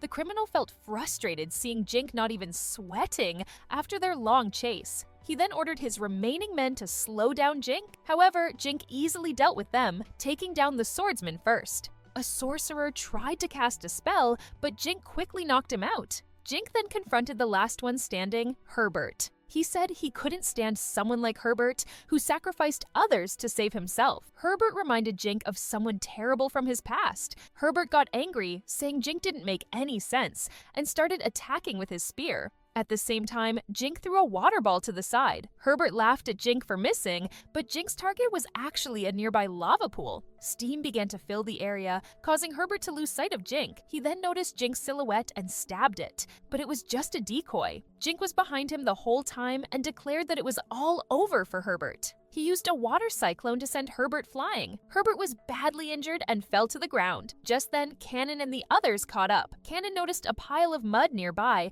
and Jink explained that it was a decoy. Writhing in pain, Herbert still cursed at Jink. Cannon ordered her Emperor Slime to drop on Herbert. The slime swallowed Herbert, and his skin and clothes started burning. Jink watched him struggle and asked Cannon if she was trying to unalive him. Cannon claimed she was only covering Herbert in slime, so he couldn't fight back. She said Herbert might lose most of his skin, but he wouldn't die. She wanted to carry Herbert back and put him on display since he wasn't a decent human being. Jink was reminded again of Cannon's nickname, the Tiny Devil. Jink then suggested using his golems to transport the criminals. For now, they wouldn't worry about Herbert and his troubles. He then wondered if Esther and Dan had made it to Rosaria for the war. Esther, on the other hand, couldn't believe he would be back in his home country as he joined Count Brand's main force. Count Brand welcomed his son back, along with the Hughes siblings Dan and Esther. He quickly informed them about their next mission, capturing Skilled, which was occupied by nasal forces. Esther noticed that more of Rosarda was being taken over. Tar, the capital of Rosarda, was controlled by Qual, except for a few remaining resistances. But it would fall soon. Rosarda had become the battleground between Qual and Nizal. The Count mentioned hearing about Jink training his son and the boys. The Hughes siblings confirmed they were in good shape and ready for deployment. Hearing this, the Count reminded his son and the boys that they were at war. He told them not to see their enemies as humans. Unlike monsters, enemies could speak and have families, but in war, they must kill as many as possible. Even trained soldiers hesitated to kill and sometimes lost their minds. He would send the boys home if it became too much for them. However, Esther reassured him and thanked him for his concern. Esther soon had some free time and walked around. He overheard soldiers praising Dan for being a famous adventurer, Hugh's siblings for their talent as sorcerers, and Chris for having the presence of a young lord of the Brand House. However, they doubted Esther's abilities. Despite being the brother of an S-ranked adventurer, they thought Esther couldn't prove himself on the battlefield since he looked like a frail little girl. Dan confronted the soldiers after hearing about Esther. The soldiers got flustered and made excuses to leave. Esther apologized to Dan for the trouble. Dan told him not to let them go. Esther said he was already used to people gossiping behind his back. Since Qual occupied Rosarda, the residents had started talking bad about him and Jink. Rumors spread that the brothers lined their pockets and ran away right before the kingdom fell. Dan pointed out that Esther was a bigger man compared to the soldiers and suggested teaching them a lesson. Esther was fine with it since he didn't want to cause a scene that would ruin his brother's reputation. Dan felt bad and swore to step in if things got out of hand. Esther said that would be unnecessary since he would show the soldiers his battle skills instead. Dan agreed with the plan and suggested they visit Count Brand. That night, the two met Count Brand, who was planning to discuss something with them. He asked Esther to join his personal guards and earn valor there. He decided this based on Jink's stories about Esther's achievements and strength. He was considering Esther to be a platoon commander, but knew some soldiers would disagree. He believed that was a safe way to gain valor. Dan asked if Count Brand knew his soldiers were speaking badly about Esther. The Count admitted he knew and had punished those who went too far, but it only made things worse. He worried that more penalties would lower the soldiers' morale. Esther felt sorry, but the Count blamed himself as a leader and as an adult. After thinking for a while, Esther made a request. He wanted to fight on the front line. The Count was concerned, but Esther reassured him that he was a good fighter thanks to his brother. He believed the slander would stop if he showed off his skills with a spear. The Count worried Jink would be angry if Esther died in battle. Dan assured the Count that he would keep an eye on Esther and make sure he didn't overdo it. He also mentioned that there were no famous warriors on Nazel's side. The Count then agreed to send Esther to the front line, but told him to retreat if things got dangerous. Esther was happy and thanked the Count. A few days before Esther and the others joined the Brand Company, a tired Gordon Nonland was fighting enemy forces. It had been half a year since he became a slave soldier. The capital was being invaded, and his worn-out spear wouldn't change anything. He wondered if Esther was okay, and worried when he heard that Esther had followed Jink to Qual as a slave. He knew the two were close, and wondered if he had treated Esther badly. Just then, a heavily armored knight appeared from the side of Nazel's forces, cutting down the soldiers like flies. A Rosarda commander ordered his troops to deal with the knight. He remembered that Gordon was good with a spear and told him to fight. However, Gordon and the others knew they couldn't win because their equipment was inferior. Gordon fought, expecting to die. He recalled his life always controlled by his father, and now dying as a mere slave. His own son, his only remaining family, chose to follow Jink despite not being real brothers. He knew Esther would never forgive him. Just like that, Gordon received a fatal blow. He wanted to apologize to his son if they met in the afterlife. Soon after, Count Brand and his forces surrounded the capital. His soldiers began to scale the walls as Esther and Dan made their move. Archers fired arrows at them, but Dan used an air shield to protect them. The Count's soldiers started ramming the city gates. Esther and Dan continued climbing. Esther used an air cyclone to shred the soldiers in front of him. He climbed the wall and confronted the soldiers.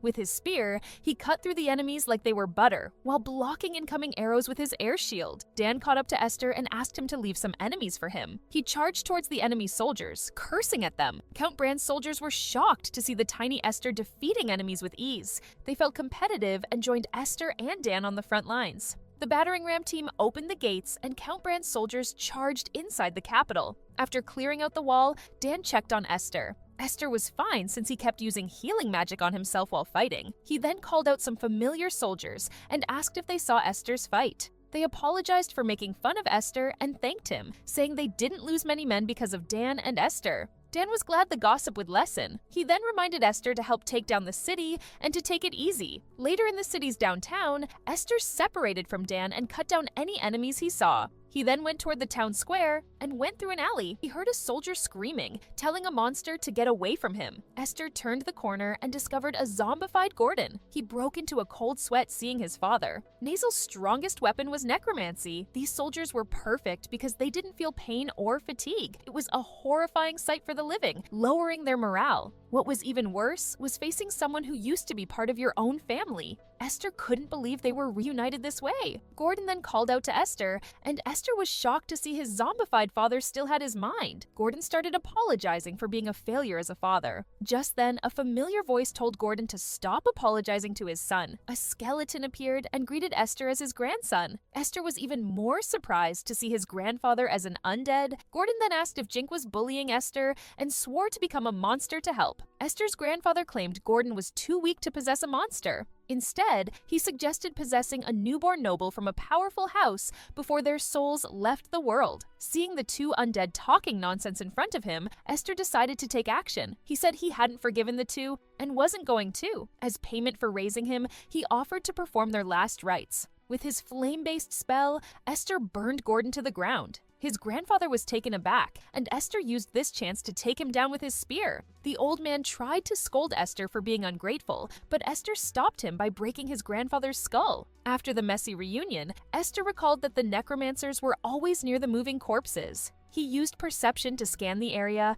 and heard the necromancer complaining about losing Gordon and his father. Seeing some guards with the enemy, Esther decided to call for backup. The necromancer decided to use a nearby fresh corpse as an undead soldier, though it lacked a strong fighter. Just then, Esther's team ambushed them. Esther blew them away using air cyclone. Seeing the enemies incapacitated, Esther's allies charged forward. The necromancer crawled in pain, cursing Esther. Esther didn't give him a chance to live and stabbed his throat with his spear. Seeing the enemy dead, Esther raised his spear and announced his achievement. Everyone cheered in unison. Meanwhile, Jink visited Luke, the clan master of Elder Tree. He gave him a gift to thank him for volunteering as an opponent in the A-rank advancement exams for Nina and Ian. Luke confessed that both fighters were strong. Jink apologized for approaching him right after Luke came out of the maze. Luke claimed his clan could freely run through the maze after the breakdown of the Purgatory and Emissary Monopoly. It was a messy affair, but he was thankful to Jink for making Gazelle safer. He then proclaimed that Elder Tree was the top clan now,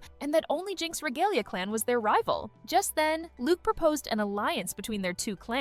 Since he had no intention of being hostile toward Jink, he hoped they would have a good relationship. Jink agreed not to bring each other down like the previous big clans did. Luke mentioned that some of his affiliates had joined the war, and if things went wrong, he needed a foothold. Jink quickly agreed to make things official and suggested having a party with the two clans. A few days later, Qual forces conquered the royal capital of Tar. The Rosartan king and his nobles were quickly sentenced to death, and with a magic artifact called Teleimage, Jink and the others watched the event. They were boiled alive in a big cauldron, and the king's last words were a curse directed toward his son, Jink. Despite seeing his real father die, Jink didn't feel anything at all. With that, the kingdom of Rosarda was no more. Jink's shoulders felt lighter than ever, and he only needed to worry about Esther and the others. Then, Duke Funker approached him and informed him that the sea had finally opened for Qual, and all that was left was the nasal army. Jink realized that the main goal was to secure naval routes. Qual initially depended on Yamato for salt and other necessities. Since Qual now controlled the coastal parts of Rosarda, they could trade with distant lands and build a naval force. Funker also mentioned that the Qual king wanted Jink to take Rosarda's throne, but Jink refused. After the war, the Crown Princess Nagenda became the new ruler of Rosarda in title. She led the field army in the war. Jink only asked to spare the piece of land where Rosarda's maze was. Funker suggested Jink should be more demanding, but Jink didn't want to cause trouble. Funker asked Jink what he would do next. Jink said he wanted to hire more people. Soon after, Jink took a fairy under his wing. The maids found her cute and asked who she was. Jink said he found Marina in the marketplace as a slave. He introduced her as a new party member because she had a talent for magic, especially summoning magic. The other servants and maids were hired for security and to run the household. Jink needed people to manage clan regalia. Jink asked Urza to train the maids and reminded her that they would get her Qual citizenship soon. Urza thanked him and promised to always support Jink. Marina flew around and asked if Jink was sure about not caging her. Jink told her she could go wherever she wanted as long as he could see her. Nina and the maids looked confused. So Jink explained that Marina was once owned by a Gamel noble who kept her in a cage like a bug. The noble had a short temper and would beat his slaves, except for Marina since fairies were valuable. However, when he was in a bad mood, he would deny Marina her meals. The noble was related to Purgatory and needed money, so he put Marina up for sale. Nina asked about Marina's parents, but the fairy didn't remember her deceased parents anymore. Nina cried, hugged Marina, and promised to treat her like a sister. Jink looked worried, but decided to leave Marina and Nina's care for now. Jink then asked Ian to take care of the boys and train them for the estate's security. He also mentioned the alliance party with Elder Tree. Suddenly, Jink felt something ominous and wondered about the weird feeling he had. Ian asked what was wrong, but Jink ignored his own instincts. He felt a rush of childhood memories, recalling how he had survived when his family was poisoned because he had felt restless and returned home with Urza. His instincts had also led him to the truth serum drinking contest with Dan, which he regretted, but it had helped him deal with the purgatory. Although he couldn't see any specific skills linked to his instincts, he reminded himself to remain cautious.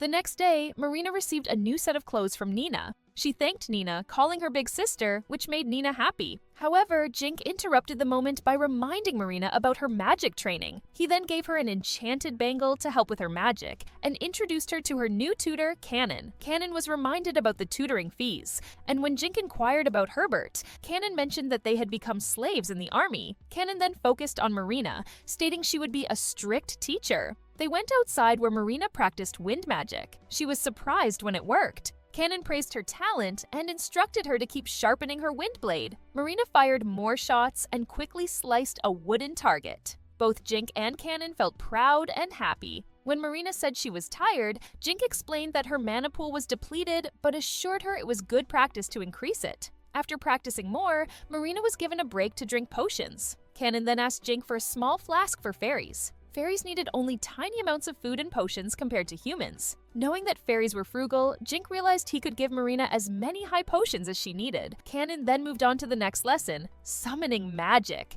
She called out a slime, and both Jink and Marina were impressed. Jink asked if there was a limit on the type or number of monsters she could summon. Cannon explained that she could summon any type and multiple monsters as long as she had the right skill. However, maintaining a summon drained MP, and stronger monsters used more MP. When the MP was depleted, the summoner's life force was next. Dying was the worst outcome in such cases. Jink realized how dangerous summoning magic could be. Cannon instructed Marina to visualize a slime and try summoning one. Marina focused while Cannon and Jink eagerly watched. Despite her efforts, Marina couldn't summon a slime. Jink encouraged her, saying she had a high aptitude for summoning. Motivated by his words, Marina didn't give up and continued trying until she finally succeeded in summoning a slime. Both Jink and Cannon were thrilled and celebrated with cheers. They soon went inside the estate, and Jink thanked Cannon. Cannon said Marina had talent and would do well with more practice. Marina, hugging the slime, wondered if she could always summon it since she had grown fond of her first slime. Cannon said it was possible as long as the monster recognized her. If she named it, they could form a contract like Cannon had with the Emperor Slime. Jink realized that Cannon had multiple contracts. Cannon mentioned it would take time to earn a monster's trust and suggested Marina take her time to build a bond. Since Marina had the MP boost talent, Cannon was confident it wouldn't be too difficult for her. Jink reassured her that they had plenty of potions. Nina joked that this would only mean more trips to the bathroom for Marina. Soon after, Jink finished writing some letters for Count Brand. He had worried about Esther being on the front line, but his concerns disappeared as his instincts kicked in with an intensity he had never felt before. It was a pure evil feeling, similar to the encounter with the Purgatory. He wondered who could hate him so deeply. He also considered the possibility of a spy, but the Qual Kingdom was on high alert. Jink then went to Ian and asked him to do something. Afterward, he left and wandered around the city until he reached the outskirts. He pretended to practice his magic, assuming there were people hiding nearby. Despite his keen perception, he couldn't detect anyone. His instincts, however, told him he was not alone. Jink began practicing his wind magic when he noticed fireballs flying toward him. He used water balls to extinguish the fireballs, but felt uneasy since he still couldn't sense the enemy. To his surprise, no more attacks came. Observing how the spells were cast, Jink realized the enemy was alone. He checked the nearby woods and discovered a skeleton with a staff. He was skeptical that an undead could use magic and wondered if it was due to an artifact. When he used appraise on the skeleton, he learned it had once been a nasal alchemist. This alchemist had been mad, researching the Philosopher's Stone, and had been executed 300 years ago for kidnapping and experimenting on children. Jink was astonished to find an alchemical artifact that allowed the skeleton to cast spells. Jink realized that necromancers were after him and wondered how they had gotten into Qual. Ian soon appeared and reported that he had captured someone who had been following Jink from a distance. As Jink had suspected, Ian had captured a nasal necromancer. They met with the necromancer and asked him how he had entered Qual. The necromancer confessed that he had a corpse with the teleportation gift. He then screamed in pain, and Ian guessed that the necromancer was under a spell that caused him pain when his master was harmed. Jink said there was no need to find out more since he could see the necromancer's stats. The necromancer's master was Axel Alpha Bernhard. Jink recalled that the Bernhard family had ranks like Alpha, Beta, and Gamma. The one they had captured was a gamma, but they were not considered real necromancers. Knowing that their enemies had teleportation, Jink and Ian realized that even Qual was not safe. Since they had attacked first, Jink decided to counter and infiltrate Nazal on his own. Jink soon told Duke Fonker about his plan. He also reported the captured necromancer and offered to sell him as a slave. Knowing he could get information about Nazal, Duke Fonker quickly offered 11 platinum coins. Mona suddenly burst in, expressing worry for Jink. Jink then asked Mona about the guild matters, and Mona confirmed they were eliminating any other enemies. Duke Fonker thanked Jink for saving many lives in this matter. Jink couldn't believe that the Bernards would attack him directly. He assumed they didn't want to see Qual benefiting from his enchantments. Despite being neutral so far, Jink decided to join the war as Qual's ally.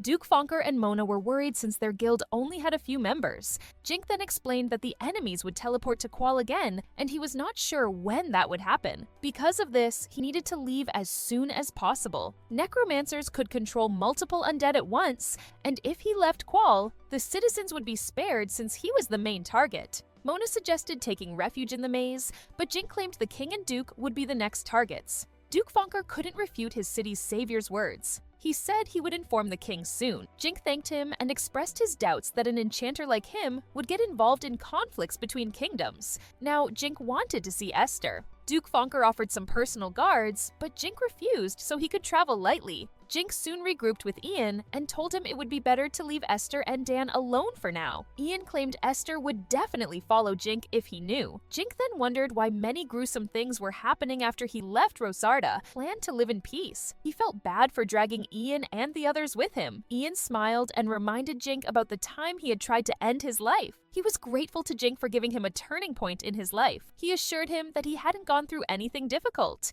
Jink was glad to hear his words. Nina and Marina soon learned about Jink's next plan. Since they directly confronted him, he had to settle the score with Nazal. He wondered if Nina could join him and pointed out that it would not be an adventure, but a war where they would kill people. As nobles, Jink and Esther were trained for war, but Nina was not, and Jink didn't want to involve her. He couldn't force Nina to join if she said no. Ian now understood why Jink looked down and worried. Nina then asked if Jink would also see the same side of war. She knew Jink needed some good food to forget the awful scene. With Jink's magic, she wanted to help him. Marina said she wanted to go too. Jink told Marina it would be different from hunting monsters, and he might not be able to protect her. Marina cried, saying she would try her best because she didn't want to be left behind. Nina also asked Jink to let Marina go with them. In the end, Jink agreed, but said they had to stay with Count Brand's forces. The next day, they traveled by carriage. They stopped for a break, but kobolds suddenly attacked. Following Jink's quick instructions, Nina and Marina teamed up and used their magic to defeat the kobolds.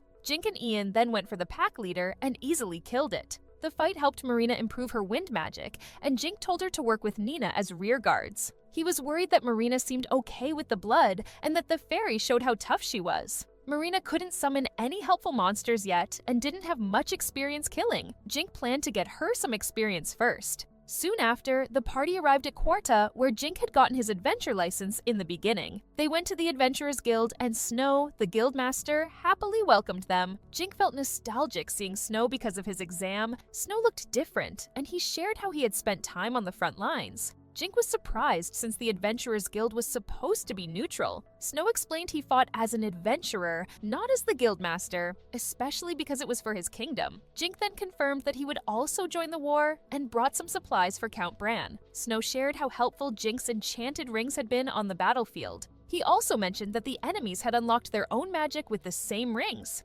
Jink now understood why Nazar was wary of him. Snow then asked if Jink had seen the state of the city. Jink confirmed he saw everyone carrying weapons. Despite taking in the Rosarda citizens as slaves and treating them fairly, they still held grudges toward the people of Qual, especially Jink. Snow reminded Jink that some escaped Rosartans had become bandits at the borders, and told Jink to be careful on the way. Jink's party soon set off, but stopped somewhere along the way, since it was getting dark. They met a group on the way, and Jink was surprised to see someone familiar. The familiar old man was surprised to see his previous master. Nina asked who he was, and Jink confirmed that the old man was once the butler of the non-land house. Jink was surprised that the butler had escaped before becoming a slave. He asked what the butler was doing. The butler mentioned that it was Jink's fault the non-land house fell into ruins. He was traveling in search of refuge, thinking it would have been better if the young master Esther had taken over the household. Jink was shocked. He reminded the butler how he escaped on his own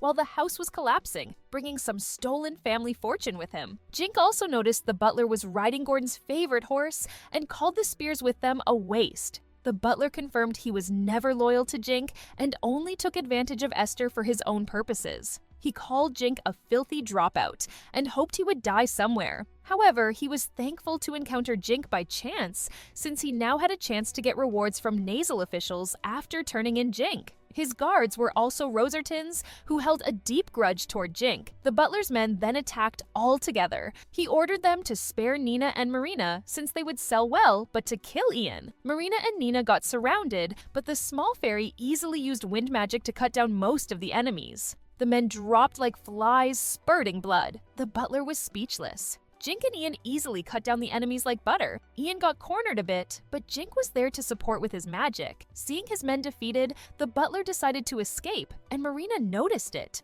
The butler couldn't believe he wasted a fortune on such useless guards. Jink then stopped his horse with magic. The butler rolled on the ground, and Jink pointed his sword at his neck, giving the butler a killing glare. The butler was cornered and couldn't escape. Jink noticed that the butler had gone wild after leaving the household, committing many crimes as listed in his record. The butler then begged for his life and offered valuable information. He claimed to have some valuables from the non-land house and said he was on his way with his group to retrieve them. He wondered if he could be set free if he shared this information. With a pressuring glare, Jink asked where the valuables were. The butler exclaimed they were near the mountains and that he had a map. He asked if he could serve Jink again since he had realized his mistakes. Jink just smiled and sliced the butler's neck, apologizing since his hands were full. Jink's teammates watched their leader's ruthlessness in silence. Jink discovered that the butler really did have a map, and they decided to investigate. Jink and the others soon arrived at a cave where a stash of supplies was stored. They were impressed by the butler's collection and found many precious items inside. However, these were useless in the eyes of Jink. Then he discovered a low-quality sending box, a rare and expensive magic item that could send letters to someone far away.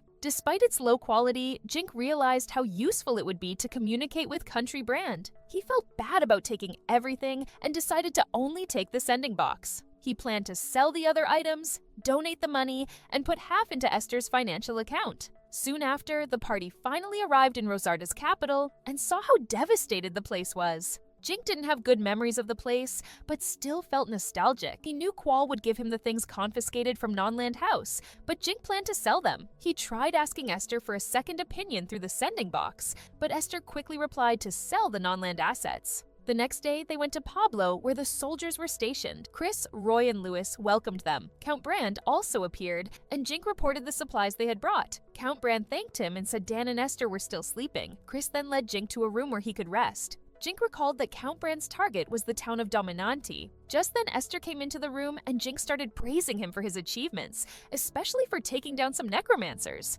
Esther suddenly became solemn and said he had something to tell Jink. He then presented two undead heads. Esther confessed they were their father and grandfather. He reported that he personally dealt with them after Nasal's necromancer turned them into undead. Jink apologized for making Esther go through that, but Esther said he was fine with it, since it was his duty as their relative. However, Jink saw how sad Esther was and thought it was because of their past mistreatment toward him. Jink told Esther not to worry about the past, since they were still brothers. His words cheered Esther up. Jink soon went around town with Dan and Esther. Dan said Louis and Roy would get their Mark of Valor soon. Dan then asked where Jink was taking the heads they got. Jink wanted to bury them in their homeland because he didn't want to get cursed. Esther thanked Dan for everything since he would soon join Jink's group. Dan wished him luck and said they would still defeat Nazar together. Just then, Jink noticed everyone looking at them. Dan said it was because of the Reaper Princess. Esther asked him not to say anything more. Instead, Esther explained it was a nickname he got after using his spear in battles. Dan said it was scary at first, but became popular with the soldiers. Esther protested, saying he was clearly a man. Soon after, Jink's group, with Esther now joining them, said goodbye to Dan. Jink introduced Marina to Esther. He wanted to go directly to Nazar, but decided it was better to move with the Qual soldiers for now. Jink and Esther buried their relatives' remains and moved on. They hunted monsters along the way to train Marina more, and practiced their teamwork with Esther. After some time, Jink briefed his team about their mission, which was to cut off nasal supplies going to Dominante. He then pointed out the nearby cliffside that looked narrow and dangerous despite being maintained. It was the only road connecting the two locations. Ian then murmured a plan that would leave no one alive, which made Jink suddenly feel scared. The party soon took positions on a cliff and asked Ian and Esther to use perception to keep watch over the area. Jink then used magic to push a boulder down the road to block it. They just needed to wait until the supply unit arrived. An hour later, Nazar's supply unit finally arrived.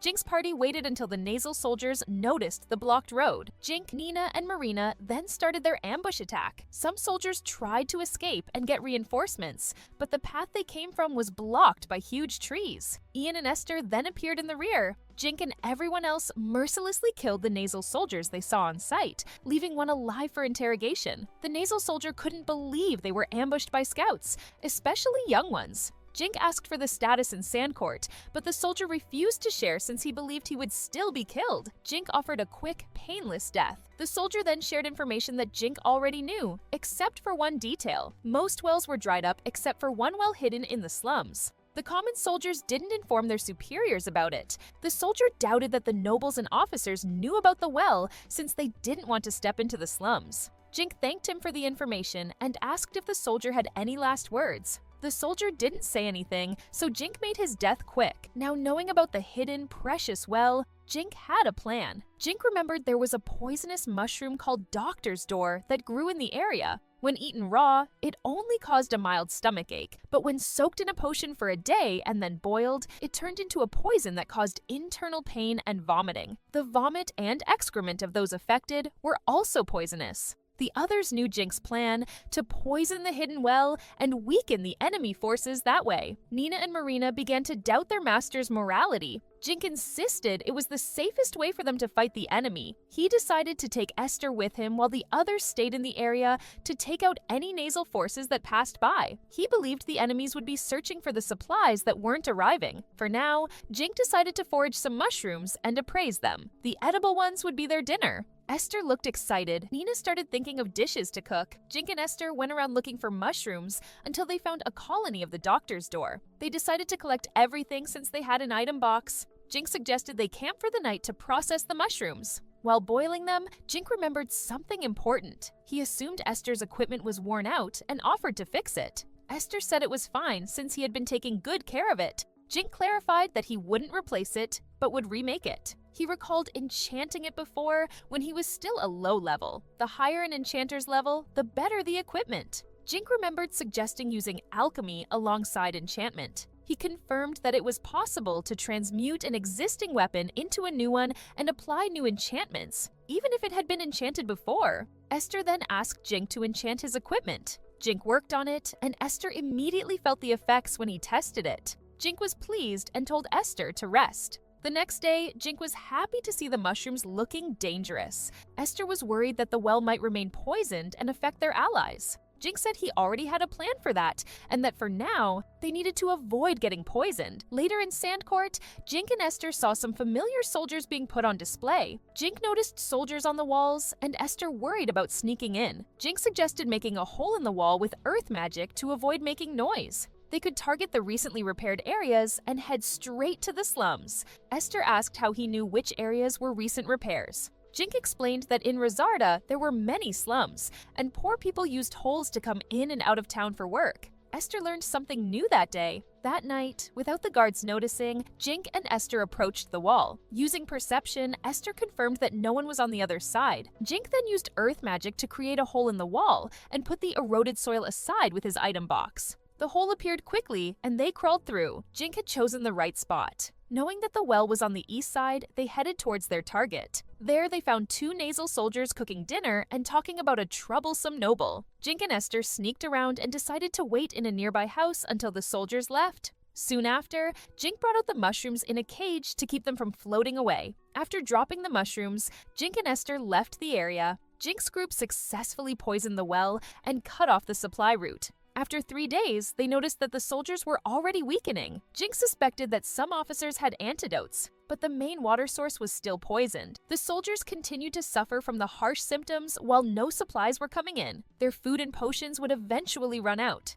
At that moment, the town gates opened and the general fled on his own. Esther suggested chasing him. Jink reminded him that their primary goal was the supply route and Sancor itself. Ian would be on the way to deal with the escapees. Jink then summoned a golem to collect the bodies in the town. The two went outside and apologized to the surviving soldiers. The brothers went around finishing off the weakened soldiers. It took a while to clean up, and the smell turned out to be worse than they had expected. Jink was relieved he had left Nina and Marina behind. Esther then wondered how they could get rid of the poison. Jink brought out a cauldron, filled it with water and antidote, and let it steam. The mist covered the whole town. Although it was tiring for Jink due to his low mana reserves, it should work. He just needed to remove the mushrooms from the well and dump a lot of antidote in it. The golem would help clean the area, and Esther offered to assist as much as he could. That night, after a long day's work, the brothers rested in the nearby Lord's mansion. The sending box glowed, and a letter from Count Brand arrived, informing them that Dominante had finally fallen to his forces.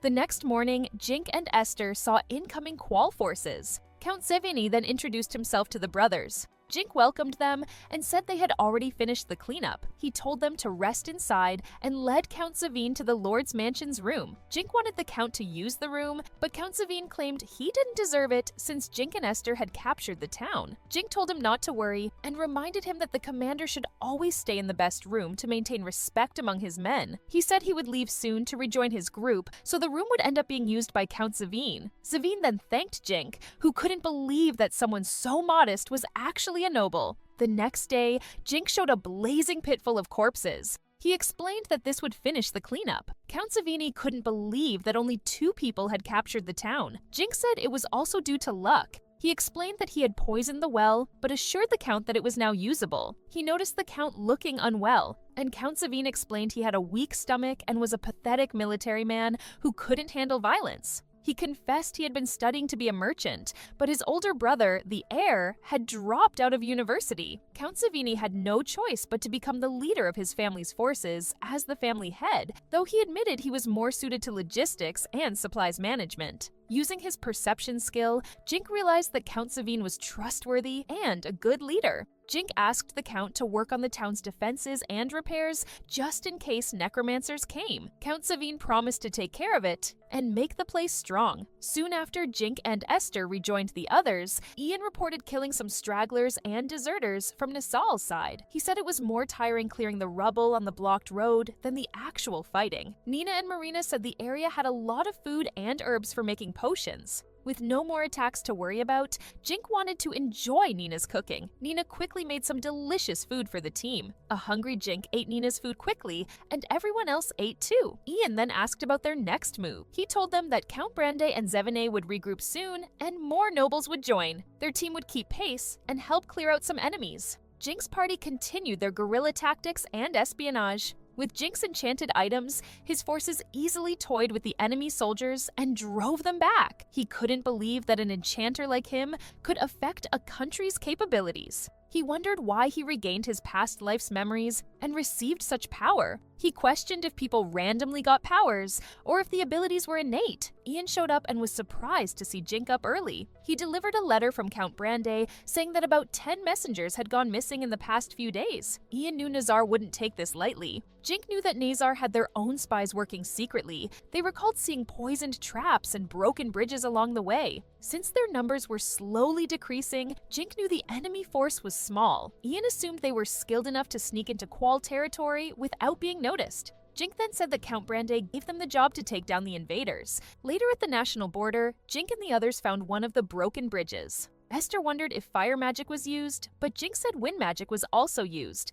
If Nazar had such a strong mage, they could have wiped out the Qual army easily. Jink then decided to fix the bridge so their army could cross. Nina was worried about fixing such a big bridge. Jink told her not to worry since he had golems. He then took out metal scraps from his item box and made a big pile of them. Jink used alchemy to create support beams from metal scraps. The submerged parts were coated with mithril to prevent rusting. He drank more MP potion and used his item box to summon the metal support beams. Much like Gilgamesh using the Gate of Babylon. With help from the golems, Jink began building the bridge floor. In just half a day, Jink created a bridge that could be burned down. Despite looking a bit unsteady from drinking potions, Jink was satisfied and the others were impressed. Jink and his team tried to track Nazel's espionage team, but couldn't catch them. He wondered if the enemy was also using perception skills. They only found traps and dead Qual soldiers along the way. Angered, Jink told his team to scout ahead and mark any enemy traps. Several days later, Jink and his team found a Nazel soldier who had fallen into one of their traps. Ian called him nasty for setting up confusing traps. Jink noticed that the Nazel soldier was the only one with perception since they had split. He claimed this was a big step for them. He then asked for one last push and instructed Marina to keep using perception to the fullest. Nina also prepared for both combat and perception, while Marina stuck close to her. The group charged forward as Marina noticed 4 men in black armor to the west. The Nazel soldiers were busy worrying about the missing spy until Jink's party surprised them. Jink was right with his previous deduction. The remaining enemies didn't even sense them coming. 2 vanguards over level 100 then prepared to Ian face the swordsman, while Esther dealt with the spearmen. Despite looking confident, the swordsman was easily sliced in half like Satoru Gojo. The spearman then charged toward Esther, calling him a worm. Esther calmly claimed that the worm the spearman mentioned would kill him. Esther dodged the sudden attack and countered, killing the spearman in the end. Meanwhile, Jink, Nina, and Marina chased after the Nazel mages. Since they were about to get caught, the 2 mages had no choice but to strike a pose for a combined magic attack of fire and wind. Jink asked Nina and Marina to back off a bit and used water tornado on the enemies, sending them flying into the sky. Soon after, Jink suggested the 2 mages talk or end up like the spearmen. The mages ended up sharing everything, from national secrets to the power struggles of the Nazel nobles. However, the most incredible thing Jink heard was the Hero Creation Project. Nazel was actually researching how to create heroes artificially. They conducted forbidden rituals to create people with superhuman abilities. They sacrificed many slaves to their god, trying to make them remember their past lives. They believed that those who remembered their past lives would gain greater power and new skills. Jink suddenly became quiet. The plan was to use the ritual to strengthen slaves and send them to fight in battles. However, Nazel had many failures, and most subjects only got a little stronger. Despite the failures, Nazel continued doing the ritual once or twice a year when the moons and stars were in a certain position. Jink saw that one person had the gift to remember things perfectly and asked him when the last ritual was held. Esther noticed that Jink was being unusually serious. The man then confessed that it was on January 3rd of the previous year. Jink was surprised. He doubted it, but it was the same date he was banished, and he remembered his past life's memories after he fainted from shock. Nazel's ritual actually worked, but it worked on him. He couldn't prove it, and it seemed like too much of a coincidence. Ian noticed Jink's interest in the topic. Jink got flustered and joked that they were lucky to know about Nazel's failures. They then decided to take the captured mages to Count Bran for more torture. Dan soon welcomed them back, but got frustrated when he saw the 2 mages. The 2 used to be members of the Purgatories. Dan grabbed them and said he needed to talk to them. Jink reminded Dan not to kill them, and the angry ex-guildmaster dragged the 2 mages away. Jink then told the others to take a break, and Nina celebrated. Jink worried that people would find out his secret if the mages were questioned further. However, he wanted to deny that his secret was related to Nazel's Hero Creation Project. Esther then looked at Jink with doubt. That night, when everyone was sleeping peacefully, Iser knocked on Jink's room. Iser asked to speak with Jink and made him read something first. On the paper, Iser wrote that he felt something was off about Jink when the Hero Creation Project was mentioned. Iser concluded that Jink somehow got involved and regained the memories of his past life. Clearly noticed how Jink became gentler after being banished. He wanted to know if Jink was still the same respected brother he had. Jink suddenly got anxious and looked outside. He told Iser to whisper instead. He apologized for hiding it from him. Jink confessed that he regained his past life's memories and gained the enchanter skills on that day. Iser asked if he was now a different person, but Jink made it clear that he didn't lose his memories as Iser's brother and only had his memories and personalities combined. Iser was glad to hear that. Jink confessed he kept quiet about it since people would not believe his words and to avoid attention.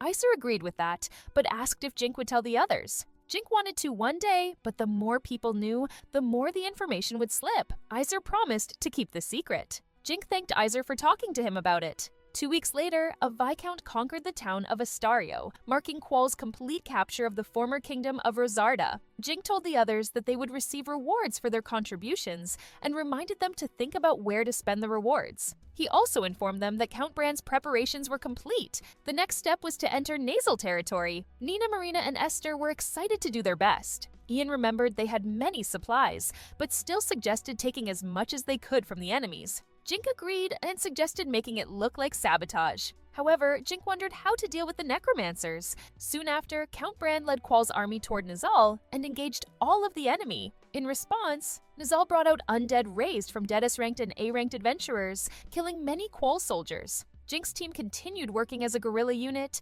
disrupting the enemies. They arrived at an unguarded spot and planned to burn the other side of the base to steal supplies. Jink reminded everyone to move quickly and stay undetected. Soon after, Marina flew into the sky and noticed that Esther had set the east side on fire. Jink, Ian, and Nina quickly moved to steal the supplies. Marina also confirmed that the soldiers were running toward the east side. Jink was glad it worked. Even though they knew Esther could handle the soldiers alone, Ian suggested they move fast. Jink used his earth magic to open a hole in the wall, and once inside, used perception to scan the area. Jink quickly found the positions of the remaining soldiers and moved quickly with the others. Meanwhile, at the east gate, Esther dealt with the soldiers alone while moving quickly in the darkness. Seeing Esther move freely in the dark, the soldiers assumed he had perception. Esther took a break by a nearby tree and noticed a strange light coming from the base. Jink, Ian, and Nina gathered the supplies. Jink asked Marina if Esther was doing fine, but Marina was suddenly distracted by something. She exclaimed that 2 dead giants had been raised as undead. Jink was surprised since this was unexpected. Marina reported that a stronger presence was with the giants.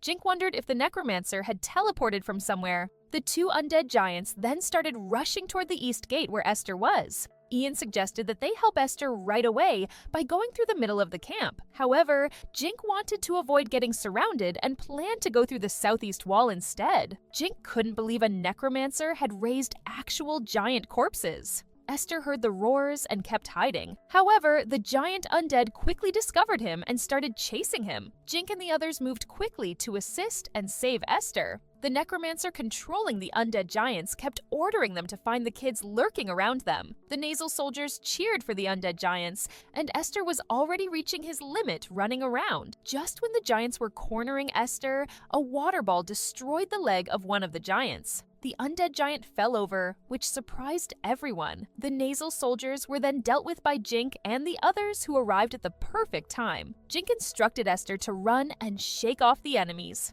Everyone then ran away from the undead giants and nasal soldiers. They couldn't catch them, and the necromancer was disappointed. Jink and the others then fled to safety. With her perception skills, Marina confirmed that the necromancer was still in the castle. Jink assumed that the undead wouldn't be chasing them now, since they couldn't be controlled from a long distance. He told everyone to rest, while keeping watch with perception. Esther then claimed the enemies had obviously anticipated their guerrilla attack. Jink realized the enemies had pretended to be distracted by Esther's show and used the chance to bring in the necromancer. One of them would have been dead if more than one necromancer had come over. Ian then asked what to do next. After some thinking, Jink said they had a chance to make the necromancer suffer. He recalled that the necromancers were using an undead skill to teleport. Knowing that there was only one and the undead couldn't use it on itself, Jink assumed that the undead would come over on foot. He then suggested trapping the necromancer in the base while stealing the supplies and destroying incoming carriages. Ian's eyes shone, knowing they would also be cutting off the supply lines, and Jink laughed creepily. Marina was scared seeing the 2 men being creepy, and Nina asked her not to grow up like them. Jink recalled there were only 8 Bernhard necromancers in total. He believed that if they could pin down one, it would have a huge effect on the enemies. Esther asked how they could get close to the base. Jink assured him that he had a plan. He intended to infiltrate by digging a tunnel toward the center of the base. He warned the others that the base had no cover to hide behind and was on flat ground. He instructed them to use perception while he used his golems to dig. He told them to stay alert as he planned to sneak to the enemy's supplies and contact Count Brand. The golems started working and dug a tunnel. 3 days later, Jink determined they had reached the correct spot. Marina confirmed no one was above them. Jink then created a small hole in the ground and had Marina fly out for reconnaissance. She looked around and only saw horses. She stared at the horses and noticed something. She reported back, and everyone expected they were under the stables. The group soon climbed up, and Jink instructed them to cover the hole. He then told Nina and Marina to keep watch while he, Ian, and Esther went to steal the supplies. After that, they would get the attention of the necromancer by setting the stables and carriages on fire. During the confusion, they would sneak out. He then told them to set out. But Marina looked worried for some reason. Esther sneaked around the base and easily ambushed the patrolling soldiers. Jink finished off anyone still alive, and Ian dragged the bodies to the item box. Nina sensed something and led the group to a warehouse with loose security. Jink took out flammable items to burn everything in sight. Just then, Marina asked to set the horses free first. Jink apologized and reminded her they were at war, and there was a chance the necromancer would notice something wrong if the horses fled. Marina felt sad and Nina comforted her. Jink also felt bad and decided not to let the war drag on, couldn't afford to be merciful during war. After preparing, Jink and the others combined fire and wind magic to set the warehouse and stables on fire. The poor horses neighed in pain. The soldiers on the town walls noticed the attack. They wondered how the intruders got inside and decided to call for the Bernhard necromancer. The necromancer then appeared using teleportation magic. Nina reported that a strong presence had arrived and Jink instructed everyone to retreat. Jink's party continued attacking other bases until they drew a necromancer to Hessler. In the end, they managed to pin down 3 necromancers, one of them with a giant undead. At the same time, Count Brand asked Will to support Jink. After they managed to separate the 3 necromancers into 3 different camps, Jink told everyone to proceed with their next move. Knowing it would be bad if they rushed in alone, Jink decided to wait for the Quall army to surround the enemy camp. Esther then showed a letter from Count Zavine instructing them to return to Sandcourt. Jink quickly went back and found Will in the camp. Will explained that Count Brand had sent him to back up Jink. Count Savini then said they would strategize against the necromancers. Despite Jink's efforts to draw out the necromancers, the enemy kept moving. Everyone attended the meeting and found out that the necromancers were planning to attack Sandcourt. Count Savine confirmed this after interrogating some enemies in Sandcourt. The enemy was planning to get their supplies back. Will believed they would win if the enemy forces split up. Jink wondered if they were planning a siege, but Will said he was half right. He explained that Count Brand's plan was to defend and prolong the battle until the necromancers depleted their magic. Count Zavine would then pretend to abandon Sandcourt, and when the enemies flooded into the town, Jink and Will would use fire magic to burn them down. Jink was glad to hear that, since he and his team didn't know what to do next. Although Jink wanted to join the plan, Ian found some flaws. Ian claimed that sieges might favor the defenders, but they would still suffer great losses. Will said they had a separate plan for that. He planned to use nasal prisoners as meat shields. Since the prisoners wouldn't voluntarily fight for Quoll, Will planned to use servitude magic on them to force them to obey. This way, Quoll would suffer fewer losses while damaging the enemy's morale. Jink remained silent, but found the plan heartless and felt sorry for the enemy. He then asked what to do next. Will asked him to support with magic bags and set up the town. When he gave the signal, they would blast the enemy with fire magic. Soon after, a Bernhard necromancer was seen being carried on a palanquin after the carriages and horses were burned. Then boulders started falling on their path, crushing the soldiers. Seeing another trap, the necromancer scolded his soldiers for being useless. One soldier suggested that they surrender since everyone was getting weakened and starving. The necromancer called them fools, refused to surrender, and insisted they take back the supplies in Sandcourt to survive. He told them to eat goblin meat, or he would burn their families. Days later, Will prepared the 4,000 enemy soldiers to be used as meat shields. Relief supplies also arrived from Count Brand, which would help them. Count Brand wanted them to succeed because taking down 3 beta necromancers would bring great prestige. Jink recalled Esther killing 1 beta necromancer before, and if they killed 3 more, it would be great. Jink was glad that Will came over, but asked about the others, Karen and Bogart. Will confirmed he would meet with them after his task. He shared that their party, Sacred Flame, was hired by Quoll as support for nobles. Karen provided logistics support, and Bogart acted as her defender. Will parted with them due to Count Brand's orders and didn't bring Karen's potions since Jink existed. Just then, Count Savine reported to them that the necromancers would arrive in 2 days. 2 days later, nasal forces flooded in front of Sandcourt. Count Savine was ready to rain arrows on them. The necromancer leading the nasal forces gave the signal, and the soldiers charged toward the town. Jink and the others were on standby since using magic early would put the enemies on guard. Based on what they heard, the enemy soldiers were starving, and only the necromancers kept their magic bag supplies for themselves. Under Count Savine's leadership, Quoll soldiers defended the walls against the enemy forces. While the wall was being scaled, the necromancer in the back was heartily eating until a report came that the front gate was almost broken. The necromancer complained about how slow they were,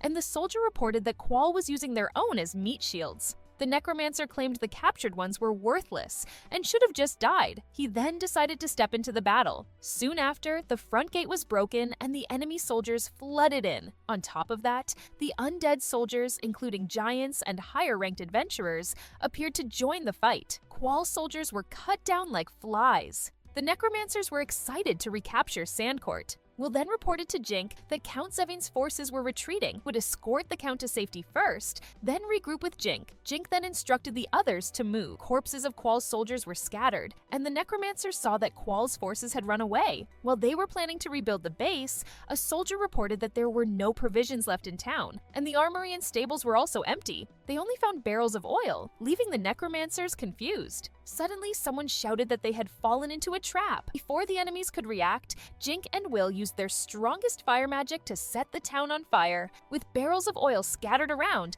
the nasal forces easily caught fire. The necromancers used a giant as a shield against the flames. Jink and Will watched as the undead soldiers protected the necromancers while everything around them burned. The fire soon died down and the nasal soldiers were turned to ash. Count Zavine returned and was glad to see Zink unharmed. Count Zavine needed to retrieve the corpses of the 3 necromancers. The giant undead protected them from the fire, but choked on the smoke and baked to death. Will was glad their faces were intact for presentation. Count Zavine sighed in relief, and Jink thanked him for his leadership. Then, Jink looked around and asked for time to lay the dead nasal people to rest. He knew no one would thank him, but he thought they suffered from being controlled and killed by their comrades. He wanted to at least mourn for them. Practically speaking, he didn't want to see them turn into monsters by their grudges. Will agreed to help. With the golem's assistance, the dead nasal people were buried, and Jink lit a sacred flame to wish them peace. Meanwhile, in Nasal, Duke Apon, a commander from the Cole army, cursed as he was ambushed by nasal forces. He managed to escape and ordered the slave soldiers to fight and delay the enemies.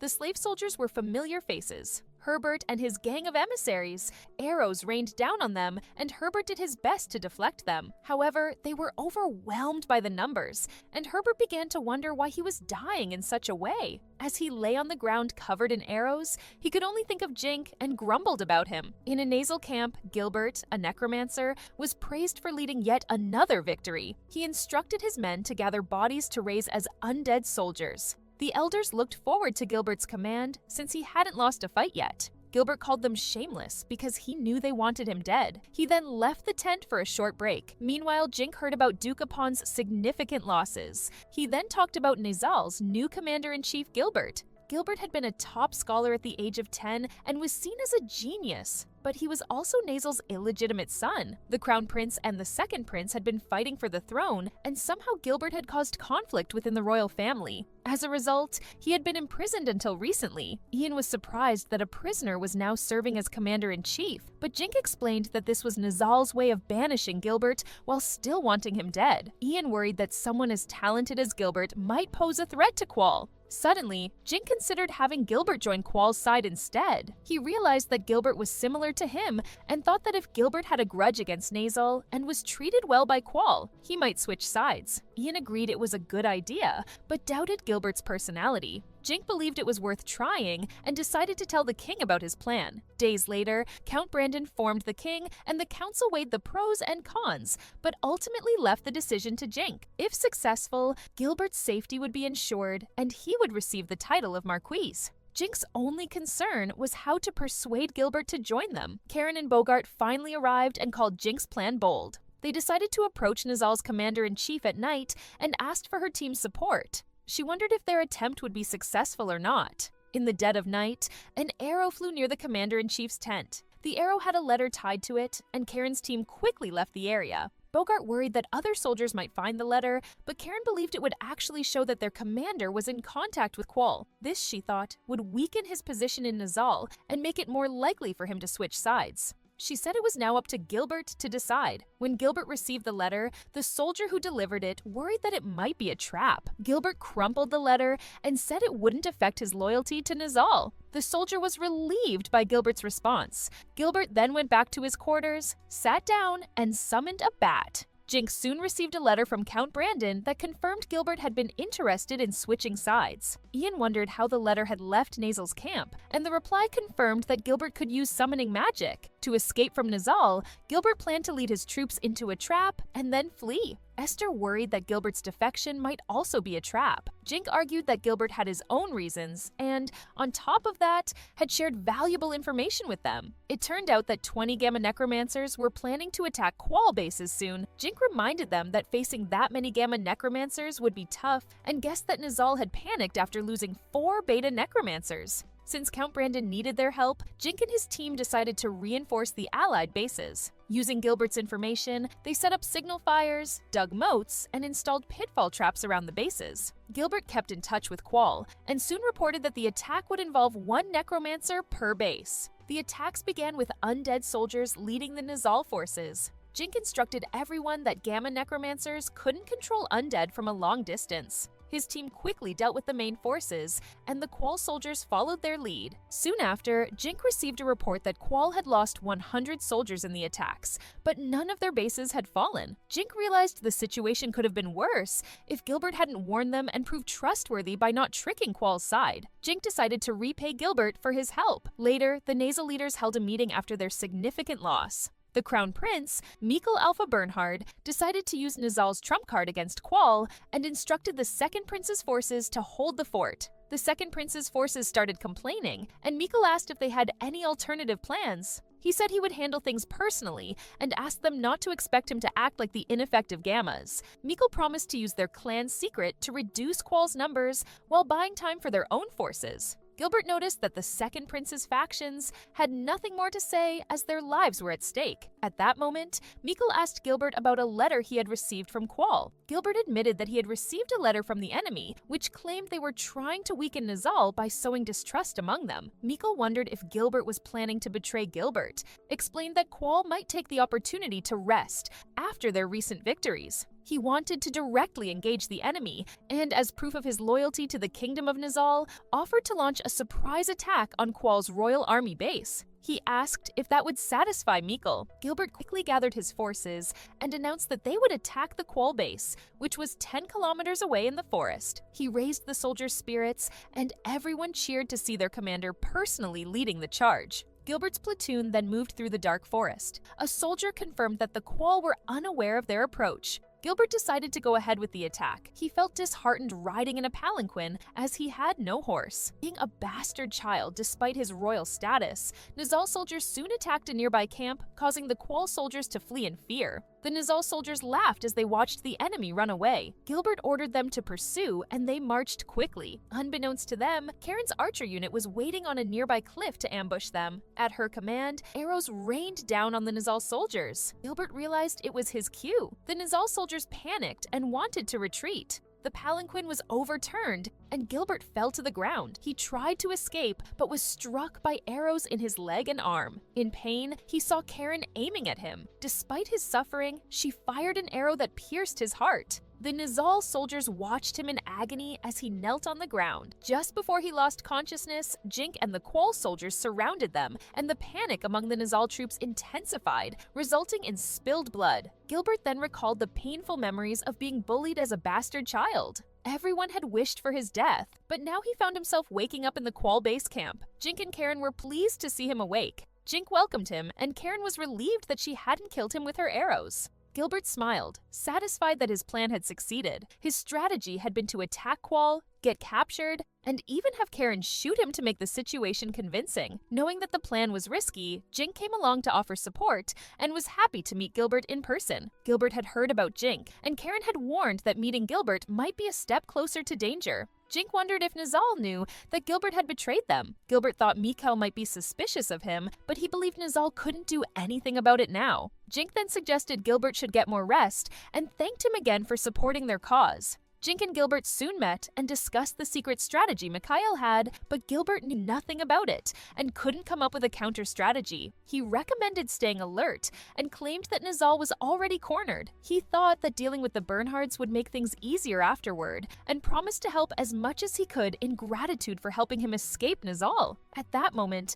Gilbert noticed some commotion. Jink explained that Nizal's farmers were selling them flour and vegetables. Gilbert was surprised. Jink clarified that they approached the citizens in a friendly manner to gain their cooperation in capturing Nizal territory. While plundering and burning were common in war, that approach would only turn the local people against the invaders. Cole's goal was to overthrow the Nizal royal family, not harm the people. Jink also mentioned that they paid above the market rate, which encouraged the Nizal citizens to work with them. Gilbert thought it was an excellent plan and hoped that Nizal's battle-focused nobles would learn something from Cole. Gilbert then asked about Rosarda, having heard that Cole had enslaved them. Jink admitted that the Rosartans were deeply corrupt and that Nizal hadn't reached that level of corruption yet. Jink then said goodbye, as he had some support work to do, and Gilbert reminded him to ask for help if needed. After that, Gilbert helped Cole with battle planning and contributed to their significant victories, earning a reputation as a prodigy. One day, Marina approached Jink looking worried. She said the forest had been feeling uneasy lately, and she sensed something bad was going to happen soon. Jink knew fairies were very attuned to nature and believed that danger was on the way. He told everyone to stay alert and move cautiously. Soon after, the nearby forest fell into chaos as monsters appeared in large numbers. Ian quickly told Jink about it. Jink was concerned that the monsters might be coming toward them, but Ian confirmed they were heading north. Using her perception, Marina verified that orcs were also moving north. Esther remembered that the north was where the populace camp was located. Jink wondered why the monsters were moving together. He realized it might be a monster stampede. Nina asked what that was, and Jink briefly explained that when animals are frightened, they often run in the same direction. Nina recalled seeing bulls do that after encountering a monster. Ian guessed that a stronger monster might have triggered the stampede. Jink agreed that it was possible and decided to inform Count Brand. If they couldn't reduce the number of monsters, it could turn into a massacre. Days later, in Nizal, Michael learned about the monster stampede and agreed with a plan made by someone named Axel. If they couldn't stop Cole, the Bernhards would be wiped out from history. Michael planned to use the monster stampede to his advantage to defeat Cole, but was worried about Jink and the other high-level adventurers. He still felt pleased imagining the Cole people being torn apart. He ordered his men to have the commanders retreat while leaving the replaceable peasants behind. Michael then raised his hands and formed a magic circle. Count Brand and Dan soon learned about the monster stampede approaching them. The Count asked Dan to lead the adventurers in battle. Dan agreed to do so. Gilbert, Will, Karen, and Bogart also heard about it and planned to go monster hunting. However, Gilbert seemed to have something on his mind. Soon after, Jink and his team confronted the monster stampede.